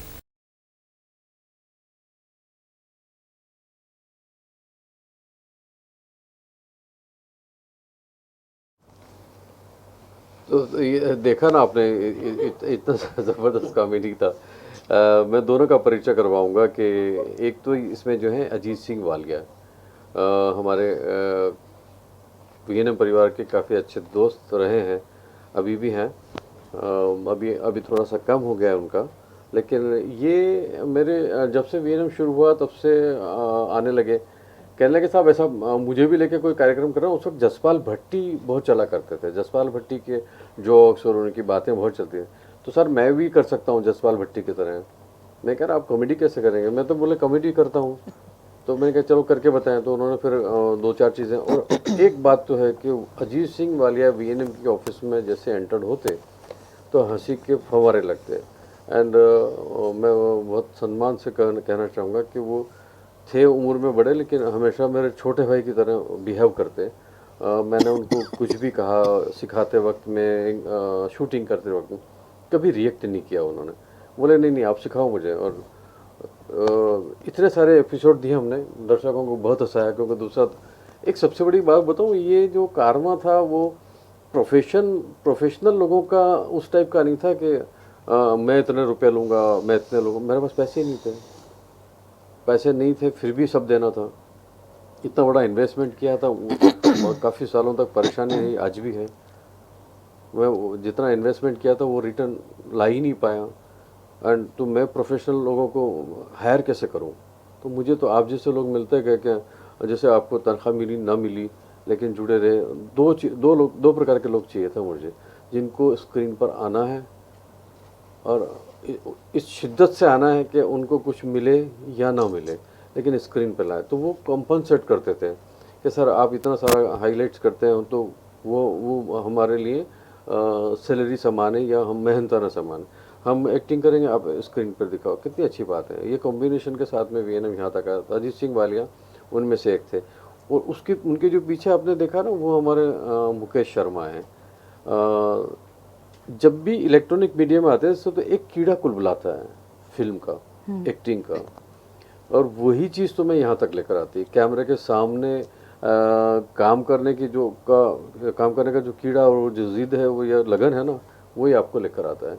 तो मुकेश शर्मा हमेशा कहते रहते हैं कि चलिए कुछ प्रोग्राम बनाते हैं, मैं कहता यार आप एडिटिंग करो, उसमें ज़्यादा अच्छा है। तो बोले जब ये मैंने सरदार साहब का प्रोग्राम बनाया तो बोले साहब ये इसके बाद का जो कैरेक्टर वो मैं कर लूँगा। तो गए अंदर मेकअप वेकअप करके और फटी सी शर्ट पहन के और वो भी शुरू हो गए। तो ये दौर था। वीएनएम की सक्सेस का श्रेय यही है। एक बहन ने कहा था कि आपने परिवार तो बढ़ाया लेकिन हमें चांस नहीं दिया। ऐसा नहीं है बहन, आप छोटी बड़ी बहन है जो भी, लेकिन ऐसा नहीं है। मेरे साथ जितने लोग हैं वो एक आदमी मल्टीपल काम करता है। कोसर की बात करो तो कैमरामैन भी है, मार्केटिंग में भी चला जाता है। सपना है तो वो एंकर भी करती हैं, स्क्रिप्ट राइटिंग भी करती हैं। गायत्री हैं तो वो तो मल्टीपल कितने सारे काम करते हैं। जितने भी आज ही मास कम्युनिकेशन के नए बच्चे जुड़े हैं वो भी मल्टीपल काम करते हैं। उस ज़माने में मुकेश शर्मा थे तो वो भी मल्टीपल काम करते हैं। वो एक आउटडोर शूट भी करने जाते हैं, समाचार भी करने जाते हैं, या एडिट भी करते थे। तब जाके वीएनएम बना। वरना आप सोचो इतना बड़ा टेलीविज़न का दफ्तर चलाना बहुत मुश्किल है। ऐसे अगर बहुत प्रोफेशनल हायर करके लेकर आता तो ये कंपनी कभी की बंद हो चुकी थी। इवन सर प्रोफेशनल हायर करने की जो बात है ना, उसमें मैं एक बात कहना चाहूँगी कि जो वडोदरा शहर के प्रोफेशनल आर्टिस्ट थे ना, वो भी हमारे साथ में ऑनररी जुड़े थे उस वक्त। अखिलेश नानावटी की बात करें हम तो वो आकाशवाणी में ऑलरेडी एंकर थे, मगर नफीस खान सर के एक फ़ोन पर वो यहाँ स्क्रिप्टिंग के लिए आ जाते थे। आज वो यूएस में है, नहीं तो कल शायद उनसे भी मुलाकात हो जाती। अखिलेश नानावटी स्क्रिप्टिंग करते थे, वॉइस ओवर के लिए यहाँ आते थे। शैलेश त्रिवेदी और रूपल त्रिवेदी, ये कपल ऐसा था जो हमेशा तत्पर रहता कि वीएनएम के लिए क्या काम करना है। शैलेश त्रिवेदी को वडोदरा शहर कैसे नहीं जान सकता। ड्रामा और भवाई को वो जिस मकाम पर ले गए, शायद वडोदरा शहर में सभी व्यक्ति जो इस फील्ड से जुड़े हैं वो उनको सब जानते हैं। दहिवत जोशीपुरा को हम कैसे भूल सकते हैं, आरती जोशीपुरा को हम कैसे भूल सकते हैं, जो हमेशा ही वीएनएम का हिस्सा रहे। और मैं कहूँ कि अगर एडवर्टाइजमेंट की स्क्रिप्ट की बात करें ना, तो मुझे दहिवत भाई ने, अखिलेश भाई ने और शैलेश भाई ने, इन तीनों ने मिलके मुझे एक ऐसी ट्रेनिंग दी। फिर एक वॉइस ओवर आर्टिस्ट है हमारे मृगांक मजमूदार, वो नहीं रहे। ऊपर वाला रुको, तो एक्चुअली क्या है, जब तुम बात कर रहे होते हो तो मुझे बहुत सी चीजें याद आती हैं। बिल्कुल सर। तो फिर मैं सोचूं कि आप पूरा करो तब तक भूल जाता हूँ। नहीं आप बोलिए। इस कहानी का यहाँ एंड करें, क्योंकि मुझे मेरे सामने घड़ी है, मैं टाइम भी देख रहा हूँ। कहानी में ये है कि बहुत से लोग जो थे, जो पहले टॉक्स शुरू करने से पहले जैसे स्टार्ट था तब बोलना था, लेकिन ये फिर हम लोग भूल गए, उनको याद नहीं किया गया। तो फिर मैं जब पढ़ता था तो उसमें मेरा एक सब्जेक्ट था, नींव की ईंट। बड़ा सुंदर सा लेख था। तो हमेशा दुनिया यही करती है कि कंगूरों की तारीफ करती है, बिल्डिंग की तारीफ करती है। कभी किसी को सुना है कि नींव की ईंट की तारीफ की, जो 3 फीट या 4 फीट ज़मीन में गड़ी हुई है? तो हम नींव की ईंट को याद करना भूल गए। और वो नींव की ईंट जो जैसे मैंने ये रचना लेकर आई, और 20 साल में लगभग 17-18 साल का जो सफ़र रहा वो थे एडी व्यास, जो वीएनएम परिवार की नींव की ईंट है। हर रोज़ सुबह में जब से ये ऑफिस दफ्तर बना तब से हर रोज़ सुबह 7:30-8 बजे आ जाना, शाम तक रहना और सारे काम करना, मल्टीपल काम करना, लिखना, ये लिखना भी करना, फिर एंकर भी करने लगे। पहले एंकर थोड़ा सा अटपटा करते थे, मैंने कहा सर अब आप एंकर नहीं करेंगे। तो बड़ा दुख हुआ उनको, यार बोले यार मैं क्यों नहीं कर सकता, मुझे बताओ क्या है। मैं कहा आप ज़ोर से बोलते हैं नमस्कार मैं हूँ एडी व्यास, ऐसा करके बोलते थे। मैं कहा ऐसे सब मत बोलिए अब। तो फिर उन्होंने कहा अच्छा ठीक है। फिर धीरे धीरे वो बढ़िया एंकर करने लगे, लोगों को इंटरव्यू करने लगे। बहुत भले इंसान थे, आज हमारे बीच में नहीं है। अगर उनको याद नहीं करते तो हम लोगों को मतलब बहुत बड़ा नुकसान हो जाता। उनकी छोटी छोटी सी बातें इतनी ज़बरदस्त थी कि आज ये जो कौसर हैं, भरत राजपूत हैं, सुरेश हैं, और इनको निकम्मा बनाने में उनका बहुत आता। ये सब शूट करके लेके आते, लाओ बेटा हूँ लकी लगा। आज मुझे वो भी उस वे में भी याद आते हैं। इनको लिखवाया नहीं, लिखने दिया नहीं, इतने भले। और मैं हमेशा लड़ता रहता, मैंने कहा सर आप स्टूडियो की बात करो, आप हमेशा इनकी बात करते हैं। अरे भाई धूप में आते हैं, फिर धीरे धीरे ये भी परेशान। उनको अगर रिपोर्टिंग नहीं करो तो दोपहर में आते ही डांट फटकार शुरू हो जाता। फिर मैं कहता सर अब धूप में आए हैं, क्यों डांट रहे हो इनको। लेकिन उनको कि 1:30 बजे मुझे कहीं से फ़ोन कर दो, मुझे स्क्रिप्ट मिल जानी चाहिए। ऐसा फिक्रमंद इंसान एकदम, अगर आपके वहाँ से चला जाए तो थोड़ा झटका लगता है, लेकिन किसी के जाने नहीं जाने से दुनिया रुकती नहीं। कल आज वो चलेगा, कल हम चले जाएंगे, और दुनिया ऐसे चलती रहेगी। तो कुछ मैसेजेस ले लें हमारे साथ। काफ़ी सारे लोग व्यास सर का जिक्र किया तो काफ़ी, जैसे आपने कहा बहुत ही केयरिंग हुआ करते थे। आपने कहा हमारे बीच नहीं, लेकिन आज भी अगर मैं ऑफिस के अंदर आती हूँ, जब उनके कैबिन से गुजरती हूँ, तो मुझे ऐसा लगता है कि अभी वो आवाज़ देंगे, बेटा तू आ भी गई। तो वो जब घर से निकल के हम ऑफिस में आते तो हमें कभी ऐसा महसूस नहीं हुआ कि हम ऑफिस में, हमें लगता है कि हम हमारे एक और घर में आ गए हैं जहाँ हमारा ध्यान रखने के लिए हैं। व्यास ने हमेशा हमें गाइड किया है, या मैं कहूँ प्रोटेक्ट किया है ज़्यादा।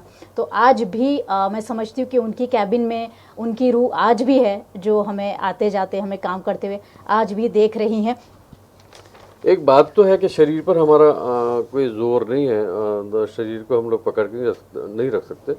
लेकिन जो वीएनएम की कोशिश है वो यही है कि आज भी जो not only Vyas sir, Baroda का कोई भी बुजुर्ग आदमी मिलता है, पूछना मेरे एब्सेंट में, मैं उसको उतनी ही रिस्पेक्ट से करता हूँ। मुझे ऐसा लगता है ये हमारे घर का वडील है। हाँ। एंड हमारी जिम्मेदारी कि इसकी केयर करें। जैसे मेरे एक फ्रेंड है जलिंदु दवे हों, ज्योति भट्ट साहब हों, सुरेश पारिक साहब हों, जो भी जिनको मैं नहीं जानता उनकी भी कोशिश करता रहता हूँ। जैसे अभी जीएसएफसी के चेयरमैन थे हसमुख भाई, मैं बहुत कोशिश कर रहा हूँ कि वो उनसे भी जाकर मिलूँ किसी तरीके से। अच्छा लगता है। अभी इसके अंदर जुड़ा है। अब शहर में बहुत बारिश है भाई, अब इतनी सारी बातें करें, लेकिन न्यूज़ तो बताना ही भूल गए। शहर में बारिश है, पानी भरा हुआ है। मतलब इतना नहीं है कि मतलब काम का सब हो जाए, लेकिन अभी कोसर आए थे सिटी में तो बोले बारिश जो है वो दोगलापन कर रही है हमारे साथ में। बोले भाई क्या हुआ दोगलापन? बोले शहर में बहुत बरस रही है, यहाँ बारिश ही नहीं है। तो बारिश का ऐसा रोल है। महेंद्र राणा हैं, एन डी पटेल हैं, अरविंद पुरोहित कह रहे हैं share your adventure experience of news coverage at the time of heavy rains, riots, Ganpati विसर्जन, election in critical time. Sir अभी अरविंद भाई कभी रूबरू मिलेंगे तो शेयर कर सकेंगे। कोशिश करता हूँ मैं, क्योंकि वक्त हो रहा है और शहर में बारिश भी तेज़ है। आप तो विदेश में हैं अभी, ऐसा मुझे पता चला है। शगुफा खान वॉचिंग। शेफाली पाठक, शेफाली बहुत बहुत शुक्रिया, आप हमारे साथ जुड़ते हो। शेफाली ने भी व्यास सर को याद किया है कि अभी इन्होंने जो कहा ना कि हम फैमिली के तरह रहे, तो यकीन मानो शेफाली आप हमेशा एक बहन की तरह मेरे साथ में जुड़ी रही। आज भी जुड़े हो, अच्छा लगता है। मेरा टोटल अप्रोच थोड़ा अलग है काम करने का। मैं ख्याल से आप कभी भी हमारे साथ काम करने वालों को पूछ सकते हो कि यहाँ, जैसा भी सपना ने कहा कि हमें ऐसा लगता है कि एक घर से निकल के दूसरे घर में, लेकिन मुझे गुस्सा तब आता है कि यहाँ भी घर ही समझ लेते, काम नहीं करते। तो हम कुछ बंदे हमारे यहाँ ऐसे हैं, वो देख रहे हैं मुझे, वो यहाँ भी घर समझ के काम कम करते हैं, काम करते ज़रूर हैं। The image of comes my mind by the name Nafis Khan is, अरे तारीफ छोड़ो Shefali, thank you very much. Narayan Patel का going good, it keep it up, positive news and good message, ये अच्छी बात है, पॉजिटिव न्यूज़। मैं जब अखबार में था तब एक कड़वाहट तो क्या कहेंगे, एक टीस थी मन में कि आर्टिस्ट एंड राइटर उसको प्लेस नहीं मिलता। मैं सभी मीडिया कर्मियों से भी कहना चाहता हूँ, अखबार वालों से भी, कि यार एक सनसनीखेज न्यूज़ आप लास्ट पेज पर ज़रूर डालें, लोग पढ़ते हैं। मुझे अच्छी तरह पता है कि अरविंद कटारिया करके एक गैंगस्टर थे और उनका कुछ इनकाउंटर हुआ तो वो उसका फोटोग्राफ 4 कॉलम का बैक साइड पर हमने छापा। उसी दरमियान कोई कवि का किसी का निधन हुआ था तो उसका फोटोग्राफ अंदर के पेज पे छाप रहे थे। मैंने कहा यार ऐसा क्यों कर रहे हो, इसने भी ज़िंदगी में अपने इतना सारा कंट्रीब्यूशन दिया है तो क्राइम को अब दो ज़रूर, लेकिन अच्छे लोगों को भी एक जगह मिलनी चाहिए। तो उस वक्त उन लोगों ने ध्यान नहीं दिया। जब वीएनएम शुरू हुआ तो मैंने ये ख़ास बात ध्यान रखी कि समाज में डिस्ट्रक्टिव कामकाज जो है या दूषित काम है जो नुकसान पहुंचाते हैं मास को, उसमें मैं कभी नहीं पढ़ा, वीएनएम भी कभी नहीं पढ़ा, ना व्यास सर पढ़े। व्यास सर हमें समझाते थे कि भाई गई काले राइट्स तो आज लेवानो, मैं कहता आज तो जनजीवन सामान्य થઈ ગયો છે, ये विजुअल्स फरीથી बतावीने આપણે શું કરવાનું। हाँ, जो चीज गुजर गई है उसे फिर वो हमको समझाते थे कि अब तो नहीं लेवानो में, और मेरा भी उसी में हाँ ही रहता था ऑलवेज। हम कभी ऐसा नहीं कहते थे कि नहीं ये दिखाना है, टीआरपी कम हो, मगर मुझे उम्मीद थे कि आपकी देखने की संख्या कम नहीं होगी। इसलिए देखिए सर 20 साल हो गए, 20 साल में मैं आपके द्वारा चलाए हुए या आपके विचारों को ही प्रस्तुत करता रहा हूँ जितना हो सका। मैंने कहा ना, तोड़ने नहीं हम जोड़ने आए हैं, और वो आपके साथ में रह के हमने सीखा है कि जोड़कर कैसे रखा जाए।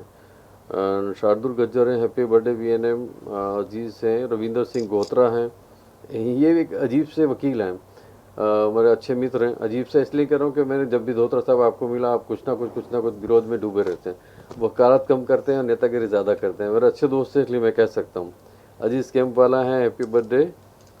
पंकज कुमार हैं, Vyas sir took my interview and call for audition, still remember my first meeting with him, so humble and so supportive, miss you always. बिल्कुल डेफिनेटली मैं इसलिए नहीं करता हूँ कि मुझे आज तक लगा ही नहीं कि वो मेरे पास से चले गए। जहन में इस सच्चाई को हम एक्सेप्ट ही नहीं कर पाए। हमें लगता है कि वो आज भी हमारे साथ हैं। VNM one meaning is very very nice movement for creative revolution. ठीक है, चलिए मैं सब पढ़ता रहूँगा तो सपना करिए एंकर तो मैं हूँ आज। आप कहाँ बीच में आ गए, बोलिए। बहुत सारी बातें सर ने बताई, 20 सालों का ये सफ़र है और आज गायत्री आखिरी दिन है जब हम हमारा जो 20वां साल है वो पूरा करेंगे। और 20 सालों में अगर हम कल परसों जब ये सेलिब्रेशंस की बातें चल रही थी, काफ़ी सारी बातें मैं और गायत्री डिस्कस कर रहे थे, तो 20 सालों में 20 एंकर जुड़े हैं हमारे साथ। बिल्कुल। तो कुछ एंकर्स की ग्लिम्सेस आपने देख ली, सेटअप की देख ली, लेकिन शेफाली ने जैसे जिक्र किया, जब वो आई तो उनका इंटरव्यू सबसे पहले व्यास सर से उनकी मुलाकात हुई। तो और बहुत सारे न्यूज़ एंकर्स हैं जो हमारे साथ जुड़े। आइए देखते हैं इस सफर में कौन हमारे साथ कब जुड़ा। ब्रेक के पहले मैं थोड़े से एक समाचार पढ़ दूं। हाँ जी, इफ यू अलाउ मी। हाँ जी, हाँ जी। क्योंकि इतने सारे लोग हैं, रह जाएंगे। अश्विन प्रजापति करें, 2 ही न्यूज़ मुझे पसंद है, नेशनल में जी न्यूज़ और लोकल में वीएनएम। सच्ची खबर, अच्छी खबर, neutral. Thank you very much Ashwin भाई, पहला मैसेज है जो आपने इस प्रकार का किया, थैंकफुल टू यू। सबके मन में ज़रूर होगा लेकिन लिखना भूल गए होंगे, है ना। कीर्ति भाई हैं, very good positive. Somil Joshi, lot learn from you, so nice, thank you Somil. चलिए जो सपना ने अनाउंस किया वो ब्रेक देख लेते हैं। राज्य में आगामी चुनाव के मद्देनजर कांग्रेस ने भाजपा सरकार के विरुद्ध अपनी मुहिम छेड़ दी है। समृद्ध गुजरात, सलामत गुजरात के आह्वान के साथ आज से कांग्रेस ने भाजपा के खिलाफ अपने आंदोलन की शुरुआत की, जिसके चलते वडोदरा शहर जिला कांग्रेस समिति द्वारा एक विशाल रैली का आयोजन किया गया। कभी कभी कुछ करने का जुनून इंसान से वो करवा देता है जो शायद उसके लिए असंभव प्रतीत होता हो। ऐसा ही कुछ अलग कर गुजरने और देशवासियों में सद्भावना का संदेश फैलाने के उद्देश्य से साइकिल यात्रा पर निकले हैं उत्तर प्रदेश गढ़वाल के नत्थी प्रसाद नैनवाल, जो इन दिनों शहर में हैं। नत्थी प्रसाद को अपने देश से काफी लगाव है। और साथ ही वर्तमान में फैल रहे आतंकवाद से उनका मन काफी दुखी है। वे कहते हैं कि देश को आतंकवाद का जवाब देना चाहिए। वर्तमान सरकार जनता के साथ में और पब्लिक के साथ में कर रही है, ये गलत कर रही है। क्या गलत कर रही है? बेमतलब के हमारे भाई बच्चे वहाँ मारे जा रहे हैं। कहाँ पर? कश्मीर में। बेमतलब हमारे भाई वहाँ कश्मीर में मारे जा रहे हैं। ये सब सरकार के करते धरते मिनिस्टर लोग ही ये काम करा रहे हैं, अपनी तिजोरी भर रहे हैं और देश का भला कोई मिनिस्टर नहीं चाह रहा है।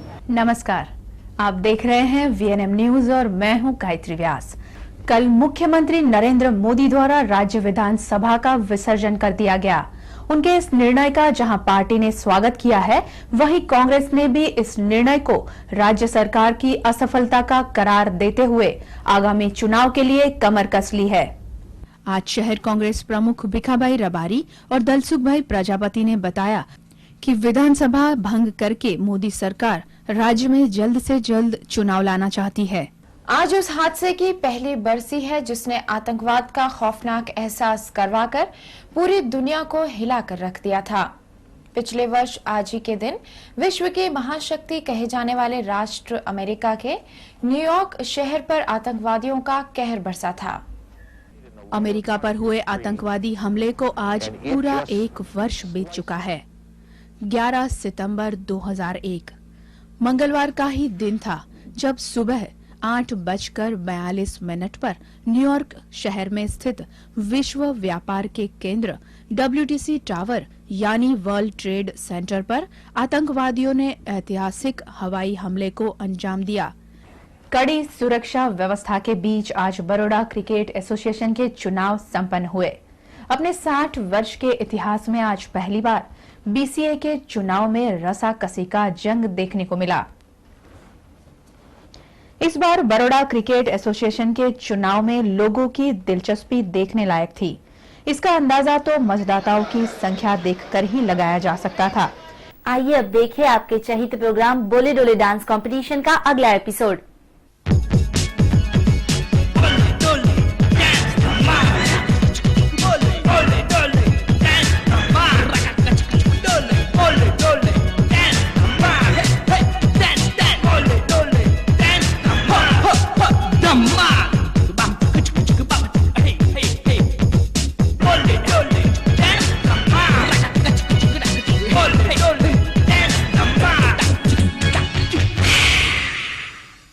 कहा जाता है कि उस वक्त महल के ऊपरी हिस्से में राज का झंडा लहराया करता था। इसके निर्माण में संगमरमर और ईंटों का उपयोग हुआ। संगमरमर के फव्वारे, ग्रीष्मगृह, खूबसूरत बगीचा और बिजली के उपयोग से चलते फव्वारे यहाँ बनाए गए। महाराजा जब भी यहाँ से गुजरते इन फव्वारों को चलाया जाता। वाह वाह वाह, मैं सोच रही हूँ क्या खूबसूरत नजारा रहा होगा। काश मैं भी उस वक्त होती और मैं भी उन फव्वारों का आनंद लेते। लेकिन फिलहाल वो बात की बात है, पहले लेते हैं हमारे अगले परफॉर्मेंस का आनंद।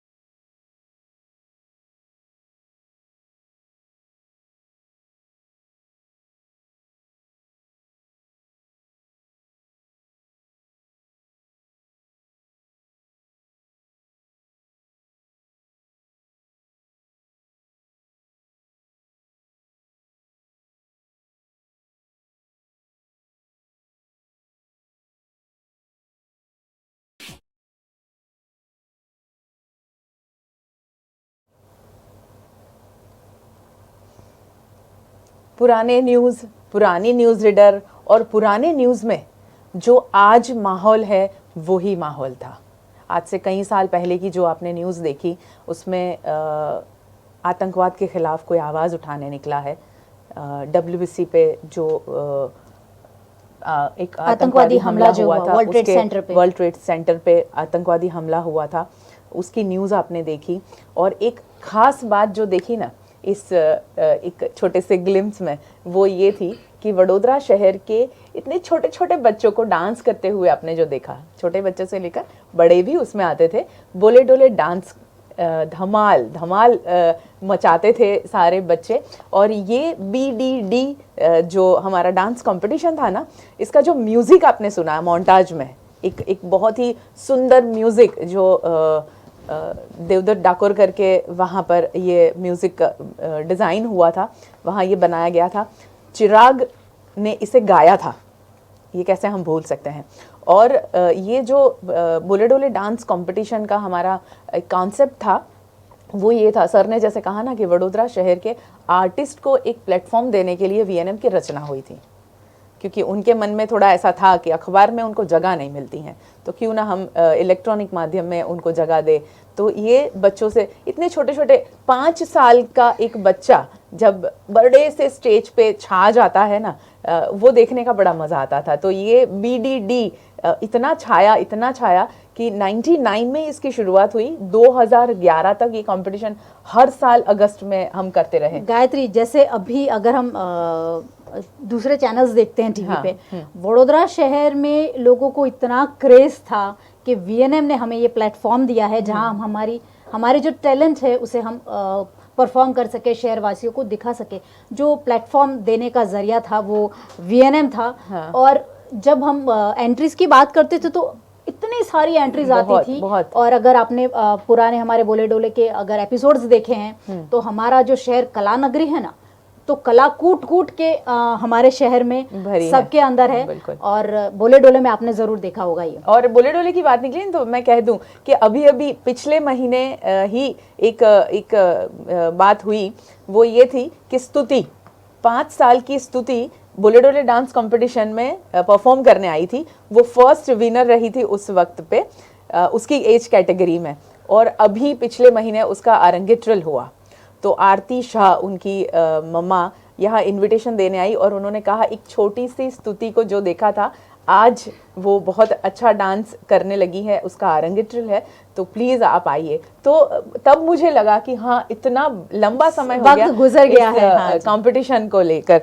लेकिन एक बात है गायत्री, एक बार जो VNM से जुड़ा है ना, वो हमेशा ही VNM से जुड़ा रहा है। या ये कहें कि VNM परिवार जब हम कहते हैं तो एक बार जो VNM के साथ जुड़ा फिर वो VNM का हिस्सा बनता है। अगर हमारा जो परिवार है आज पूरा शहर है, तो अगर प्रोग्राम्स की बात करें, आप और हमसे शुरू करें, सिटी स्पॉट से शुरू करें, बोले डोले, VNM ने हमेशा ही ये कोशिश की है कि समाज से जुड़े हुए अलग अलग मुद्दों को हम लोगों तक पहुंचाएं, लोगों की सोच को हम डिस्कस करें, क्या लोग सोचते हैं, समाज क्या सोचता है, उसके बारे में लोगों के व्यूज़ हम पहुंचाएं, शहर के टैलेंट को हम एक प्लेटफॉर्म दे सकें। और इसके अलावा खेल, अगर व्यास सर का जिक्र हम कर रहे हैं तो खेल और व्यास सर दोनों ही सिक्के के 2 पहलू के समान हैं। स्पोर्ट्स जर्नलिस्ट थे वो, तो जब ये सारे प्रोग्राम्स हो रहे थे तो उनका भी एक खेल से जुड़ा हुआ, क्रिकेट से जुड़ा हुआ एक शो जो है वो VNM ने शुरू किया था। गायत्री, सबसे पहले आइए, हाँ, बाउंड्री बाहर से, हमें जिक्र बाद में करना चाहती थी, लेकिन खैर बाउंड्री बाहर से उसकी झलक आइए हम देखते हैं, उसके बाद आगे चर्चा करते हैं। ऑस्ट्रेलिया के कप्तान रिकी पॉन्टिंग के ग्रेफाइट लगाए बैट से बैटिंग करने की बात से छिड़े विवाद पर और हैट्रिक की कहानी पर देखिए एक खास रिपोर्ट। अंतर्राष्ट्रीय क्रिकेट कहीं न कहीं विवादों में घिरा हुआ है। कहीं कोई ओवर रेट्स की बात आती है तो कहीं डिसिप्लिन की बात आती है। लेकिन आज एक नया विवाद क्रिकेट में आया है और वो है क्रिकेट का बैट। ऑस्ट्रेलिया के कैप्टन रिकी पॉन्टिंग ने एक क्रिकेट बैट यूज किया है जिसके टो में ग्रेफाइट डाला हुआ है।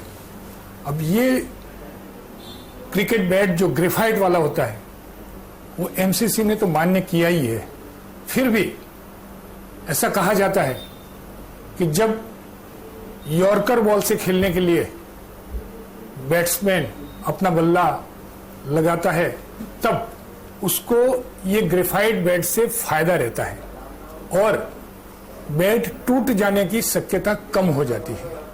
ऐसा नहीं है कि यॉर्कर बॉल से आउट नहीं हो सकता है, आउट जरूर हो सकता है, लेकिन अगर बल्ले के साथ में उसका बैट लगा है तो बैट टूटने की शक्यता कम हो जाती है। फिर भी आज ऑस्ट्रेलिया में इसके लिए बहुत बड़ा विवाद हो गया है और ऑस्ट्रेलियन क्रिकेट कंट्रोल बोर्ड ने तो उसके ऊपर कुछ नाराजगी नहीं बताई है, लेकिन कोई दूसरी क्रिकेट संस्थाओं ने और कोई अलग बैट बनाने वाली कंपनी ने उसके ऊपर विरोध किया है। हैट्रिक के पीछे क्या इतिहास है? बरसों पहले जब क्रिकेट में पैसे नहीं थे तब इंग्लैंड में काउंटी क्रिकेट चैंपियनशिप जो खेली जाती थी, वहां पर अगर कोई बॉलर 3 बॉल में कंज्यूकेटिव 3 बॉल में 3 विकेट लेता था तब वो एक अलग प्रकार का उसका एक अचीवमेंट होता था। तो उसको अप्रिशिएट करने के लिए स्पेक्टेटर्स यानी देखने वाले लोग हैट लेके पब्लिक में जाते थे और एक पेनी वहां पर जो उसका जो चल रहा है कॉइन वगैरह, वो पेनी एक पेनी लेकर उसको जो कुछ पैसे मिलते थे वो बॉलर को देते थे। यानी कि टू गेट दैट ट्रिक आपको 3 बॉल में 3 विकेट लेनी होनी चाहिए। All India institute of local self government द्वारा नेहरू भवन में वडोदरा म्युनिसिपल कॉर्पोरेशन के कर्मचारियों के लिए कंप्यूटर कोर्स चलाए गए थे। इसमें पास होने वाले वीएमसी के 34 कर्मचारियों को प्रमाण पत्र दिए गए। वडोदरा शहर पुलिस कमिश्नर ने 7 मई रविवार को कर्फ्यूग्रस्त सभी 6 विस्तार में सुबह 9 से शाम 4 बजे तक कर्फ्यू में ढील दी गई है। आज खबरों में हम देखेंगे उमा भारती का वडोदरा दौरा, नरसिंह जी का तुलसी विवाह और कार्तिक पूर्णिमा के दिन भादरवा गांव में श्रद्धालुओं की भारी भीड़। इसके अलावा शहर की और खबरें भी हैं, लेकिन आइए सबसे पहले बात करते हैं उमा भारती के वडोदरा दौरे की। गुजरात विधानसभा के चुनाव में भारतीय जनशक्ति पार्टी के प्रत्याशी खड़े करने में उमा भारती के इरादे से भारतीय जनता पार्टी समेत कई अन्य नेता भी उमा भारती का संपर्क साध रहे हैं। पाकिस्तानी सियासत के आसमान का सितारा बेनजीर भुट्टो आतंकवाद का शिकार बनी। कल शाम करीब 6:15 बजे गोलियां दागकर उनकी हत्या कर दी गई। भारत सरकार समेत विश्व ने बेनजीर भुट्टो की मृत्यु पर शोक व्यक्त किया है। ओसामा बिन लादेन के अल-कायदा ने इस हत्या की जिम्मेदारी ली है। इस घटना के बावजूद पाकिस्तान में 8 जनवरी की निश्चित तारीख को ही चुनाव होंगे। नमस्कार, मैं हूं सुरति जिंदल और आप देख रहे हैं वीएनएम न्यूज। आइए सबसे पहले नजर डालते हैं उन खबरों पर जो फिलहाल इस वक्त है सुर्खियों में। तारीख के अनुसार अब मानसून दूर नहीं है। ऐसे में बारिश आने के बाद की तमाम स्थितियों से निपटने जिलाधीश विजय नेहरा ने आज तमाम उच्चाधिकारियों के साथ बैठक की। मराठी वाङ्मय परिषद बड़ौदे द्वारा आयोजित अधिवेशन महोत्सव का व्यायाम मंदिर में उद्घाटन हुआ। मूक बधिर मंडल द्वारा बहुत जल्द मूक बधिर बच्चों के अभिभावकों, रिश्तेदारों और सोशल वर्कर्स के लिए इंडियन साइन लैंग्वेज का कोर्स शुरू होने जा रहा है। शहर भर में आज हुई धुआंधार बारिश से शहर के कई इलाकों में भारी जलजमाव देखने मिला। 1998 से लेके 2018 20 सालों का वीएनएम का ये सफ़र, आपने जो क्लिपिंग्स देखी और जैसे मैंने गायत्री को जिक्र किया था, हमने बात की थी, जब हम लिस्टिंग कर रहे थे ना, तो हमने देखा 20 सालों में 20 एंकर्स हमारे साथ जुड़े और कुछ एंकर्स आई एम सॉरी, लेकिन जब गायत्री नाम बोल रही थी ना तो मुझे लगा अच्छा ये भी थे हमारे साथ, अच्छा ये भी थे। तो मेरे ख्याल से 2-3 न्यूज़ रीडर्स शायद मेरी मेमोरी से इरेज हो गए और जैसे ही मैंने क्लिपिंग्स देखी और मैंने हाँ गायत्री ये तो वो है, ये तो वो है, तो जैसे ही देखते गए सारी पुरानी बातें और जो न्यूज़ रीडर्स जिनको 1-2 को मैं भूल गई थी, वापस instantly they came back to my memory, मेरे जहन में आ गए कि हाँ ये वो है। लेकिन जब नाम बोल रही थी ना गायत्री तो मुझे बिल्कुल स्ट्राइक नहीं हो रहा था कि ये किसकी बात कर रही थी। हाँ बिल्कुल बिल्कुल। और उसमें से जितनी भी न्यूज़ रीडर हैं वो कुछ न्यूज़ रीडर्स ऐसी हैं जो शहर में नहीं है, जैसे हनी चंदानी, शेफाली पाठक, सुमन पांडे, फिर फोरम पंड्या, उससे तो कांटेक्ट भी नहीं हो पा रहा है। अभी हम कितने दिनों से कोशिश कर रहे हैं कि उनका कोई मैसेज आ जाए। और सुधा त्रिपाठी, हाँ वो शहर में है। सूरती जिंदल, उसके बारे में अगर हम बात करें तो न्यूज़ 24 दिल्ली में है, वो न्यूज़ 24 में संजीवनी प्रोग्राम सूरती जिंदल अभी कर रही हैं। सुमन पांडे का कल ही बात हुई सपना, तो वो कह रही थी कि अब मैं जब भी बड़ौदा आऊंगी फिर एक बार न्यूज़ रीड करना है। आप क्या मैसेज पढ़ रहे थे? हाँ, मैं मैसेजेस पढ़ रही। शेफाली शुरुआत से ही जुड़ी हुई है और जैसे ही उन्होंने क्लिपिंग देखी तो लिख रही OMG this is me. Shefali, ये सिर्फ आपका रिएक्शन नहीं है, हमारा भी रिएक्शन है। जब हमने हमारा पुराना क्लिपिंग देखा तो वे लाइक OMG ये हम हैं। तो काफी कुछ बदला है इन 20 सालों में। पंकज कुमार गोस्वामी लिख रहे first Pioneer Hindi news channel.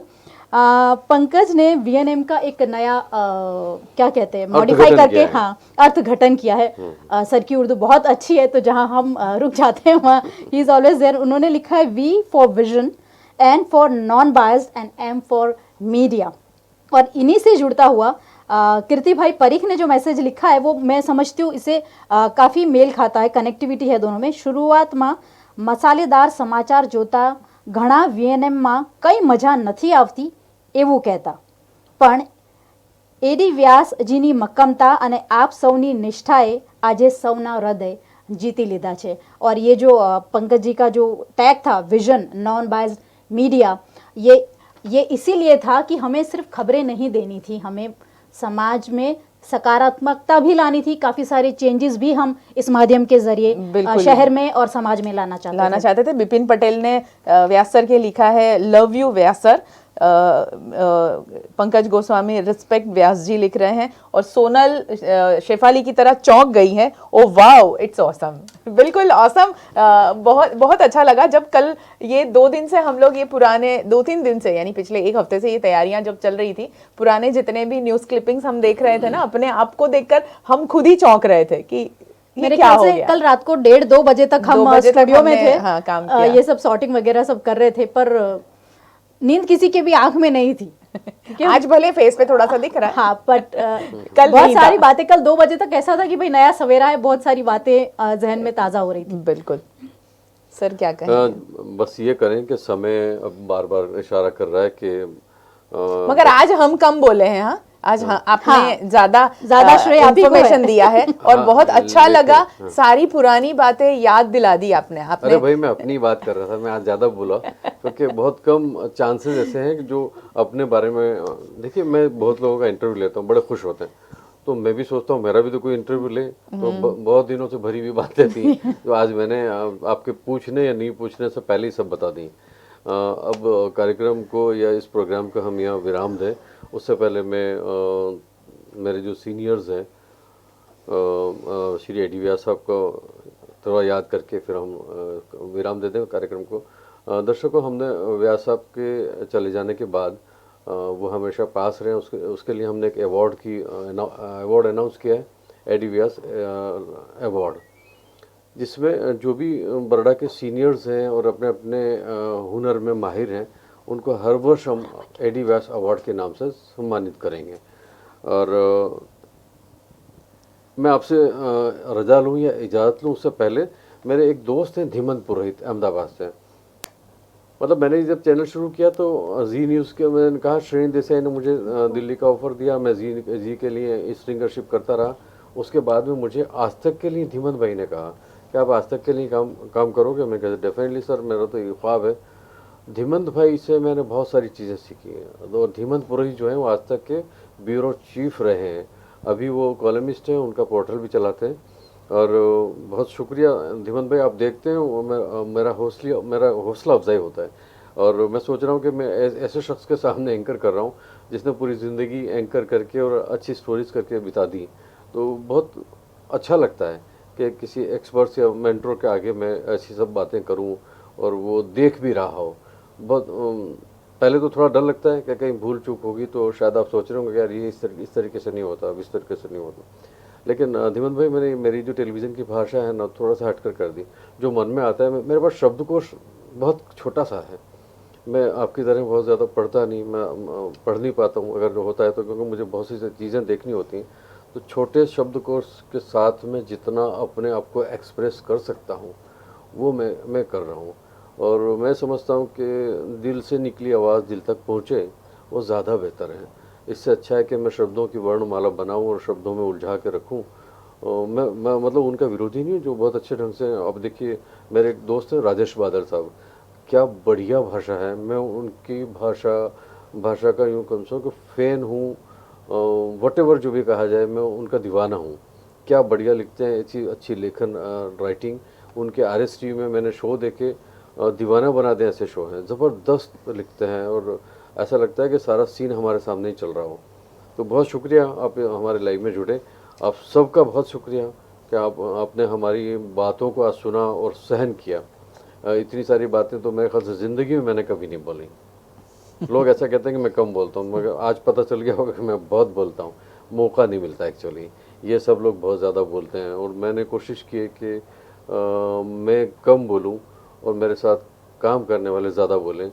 मैं कहाँ तक कामयाब हूँ वो तो आप बताएंगे, मगर मेरी कोशिश ये रहेगी कि आने वाली पीढ़ी, मेरे साथ काम करने वाले लोग आगे आएँ, वो परफॉर्म करें और उनका मैं पीठ बल बना रहूँ। इस आशा के साथ आज इस कार्यक्रम को मैं तो विराम देता हूँ। अब गायत्री क्या कहती है, प्रोग्राम कैसा? सपना कुछ कहना। सर ने जो बात की, व्यास सर की बात की, उनका जिक्र किया, क्योंकि उनके जिक्र के बिना तो VNM को सोचना भी मेरे ख्याल से मुश्किल है। व्यास सर भले हमारे साथ नहीं है आज, लेकिन हमारे कई सारे प्रोग्राम्स हैं जो VNM ने लॉन्च किए हैं इन 20 सालों में, और सर के नाम से हमने अवार्ड्स भी दिए हैं, क्योंकि वो स्पोर्ट्स जर्नलिज्म से जुड़े हुए थे, पत्रकारिता से जुड़े हुए थे। तो स्पोर्ट्स को लेकर लाइफ टाइम अचीवमेंट्स अवार्ड की शुरुआत हमने इस साल भी अवार्ड दिया, और लास्ट ईयर हाँ पर जो भी अचीवमेंट है व्यास सर के नाम से हमने अवार्ड्स का अनाउंसमेंट किया। हाँ, नहीं अभी 2 साल में हमने सिर्फ दिया है। आगे हम और भी क्षेत्र में उनके नाम से अवार्ड्स देते हैं, लेकिन जो पहले 2 अवार्ड्स हैं वो स्पोर्ट्स से जुड़े हुए हैं। आगे जैसे सर ने कहा, अलग अलग क्षेत्र में जो बेहतर जिन्होंने किया है या दिया है शहर को, उन्हें आगे हम नवाजते रहेंगे इन अवार्ड से। मैं इसलिए कह रहा हूँ कि सिर्फ स्पोर्ट्स में नहीं, मुझे हमेशा व्यास साहब को जब तक VNM है तब तक उनका नाम को जिंदा रखना ही, आगे बढ़ाना है। अगर स्पोर्ट्स के लोग खत्म हो गए तो मैं क्या अवार्ड बंद थोड़ी कर दूंगा। नहीं, मैंने इसलिए सभी टैलेंटेड जितने भी लोग हैं, हाँ जी, स्पोर्ट्स की प्रायोरिटी स्पोर्ट्स की है। पहले हम स्पोर्ट्स को प्राधान्य देंगे, देन आफ्टर हम लोग दूसरे जितने भी सिद्धस्त फील्ड के लोग हैं उनको सम्मानित करते रहेंगे। हाँ, ये बात मैंने इसलिए भी छेड़ी क्योंकि महेंद्र राणा जो हमारे व्यूअर हैं, जो हमारे साथ इस लाइव में जुड़े हैं, उन्होंने लिखा है, Vyas sir miss you lot, you are great sir. आपने जो किया वो और शायद कोई नहीं कर सकता है। आपने वडोदरा को खेलना बताया। आज तक ऐसा किसी भी न्यूज़ चैनल ने आपके अलावा नहीं किया है। अगर हम VNM खेलोत्सव का जिक्र करें तो ये शुरुआत भी, ये पहल भी जो है वो VNM की ओर से, हाँ और काफ़ी जिद के सामने किया उन्होंने। मतलब एक सच्ची बात बताएं, हम लोग स्पोर्ट्स का सब करते हैं, मैं हमेशा झगड़ा ही रहता कि आप स्पोर्ट्स की इतनी सारी बातें तो करते हो लेकिन उसमें फाइनेंस नहीं मिलता, कोई स्पॉन्सर नहीं आते हैं जनरली। और पर्टिकुलर वो खेल जिसमें हम लोगों का इंटरेस्ट है, हमने हमेशा देसी खेलों को उत्थान की बात की। VNM खेल उत्सव जो है वो ऐसा है कि जो लाइमलाइट में नहीं। हमने खो खो की बात की, हमने जो गली के खेल हैं उनकी बात की। तो ऐसे खेलों को हमने उत्थान करने की या उनको बढ़ाने की एक कोशिश की व्यास साहब के माध्यम से। अब वो हमारे बीच में भले ना हो, लेकिन वो उनका जो लगाया हुआ पौधा है, जब तक वृक्ष नहीं बन जाएगा तब तक हम जपेंगे नहीं। शुरुआत VNM ने कर दी है, कारवा बढ़ता गया, लोग जुड़ते गए। 20 सालों का हमारा ये जो सफ़र है 2 डेकेड्स का, जैसा कि हमारा टैग है glimpses of VNM's journey 2 decades, तो ये जो हमारा सफ़र है उसकी झलक हमने आप सभी तक पहुंचाई। आज हमारे 20वें साल का ये आखिरी दिन है गायत्री। बिल्कुल बहुत सारी, इसलिए हमने ये लाइव सेगमेंट जो है वो इसी पे रखा कि जो हम नए साल में प्रवेश करें उससे पहले पुरानी जो हमारी यादें हैं या जो हमारा सफ़र है उसे हम एक बार फिर से जहन में लाए, ताज़ा करें, और क्या क्या कैसे कैसे हुआ वो हम आप सबके साथ शेयर करें। तो कल से, यानी कल 5 जुलाई VNM के नए साल की शुरुआत होने वाली है गायत्री, और कल भी हमारा जो लाइव सेगमेंट है वो सुबह 10 बजे से 12 बजे तक का है, जहां यू ऑल आर वेलकम। आज हमने हमारी बातें शेयर की है, कल आपकी बारी है। आप हमारे स्टूडियो आएँ और आपकी एक्सपीरियंसेस हैं या जो आपकी विशेज़ हैं वो आप हमारे साथ शेयर कर सकते हैं। सपना ने बता ही दिया है कि कल सवेरे 10 से 12 हम लोग लाइव रहेंगे वीएनएम फेसबुक पर, और साथ साथ में एक और अनाउंसमेंट हम कर दें कि कल शाम को 4 से 6 बजे तक वेद ट्रांसक्यूब प्लाजा, यानी हमारा एक खूबसूरत सा एसटी डेपो है वडोदरा शहर का, वहाँ पर हमने एक टैलेंट हंट शो रखा है।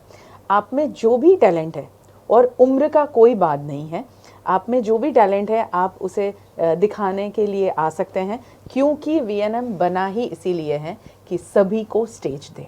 और वीएनएम के 21वें साल की शुरुआत जब हम कर रहे हैं तो क्यों ना एक स्टेज दे के करें। इसी सोच के साथ में इसी टैलेंट शो में आप शिरकत करें, देखने भी आ सकते हैं। 4 से 6 का टाइम है। बिल्कुल। डिटेल और वेन्यू गायत्री ने ऑलरेडी दे दिया है। मेरे ख्याल से हमने काफ़ी कुछ आज बता दिया है, शेयर किया है।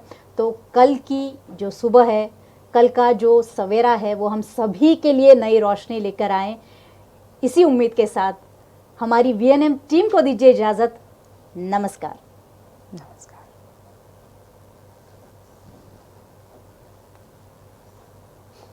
मिले से आज जोड़ के बैठा हूँ।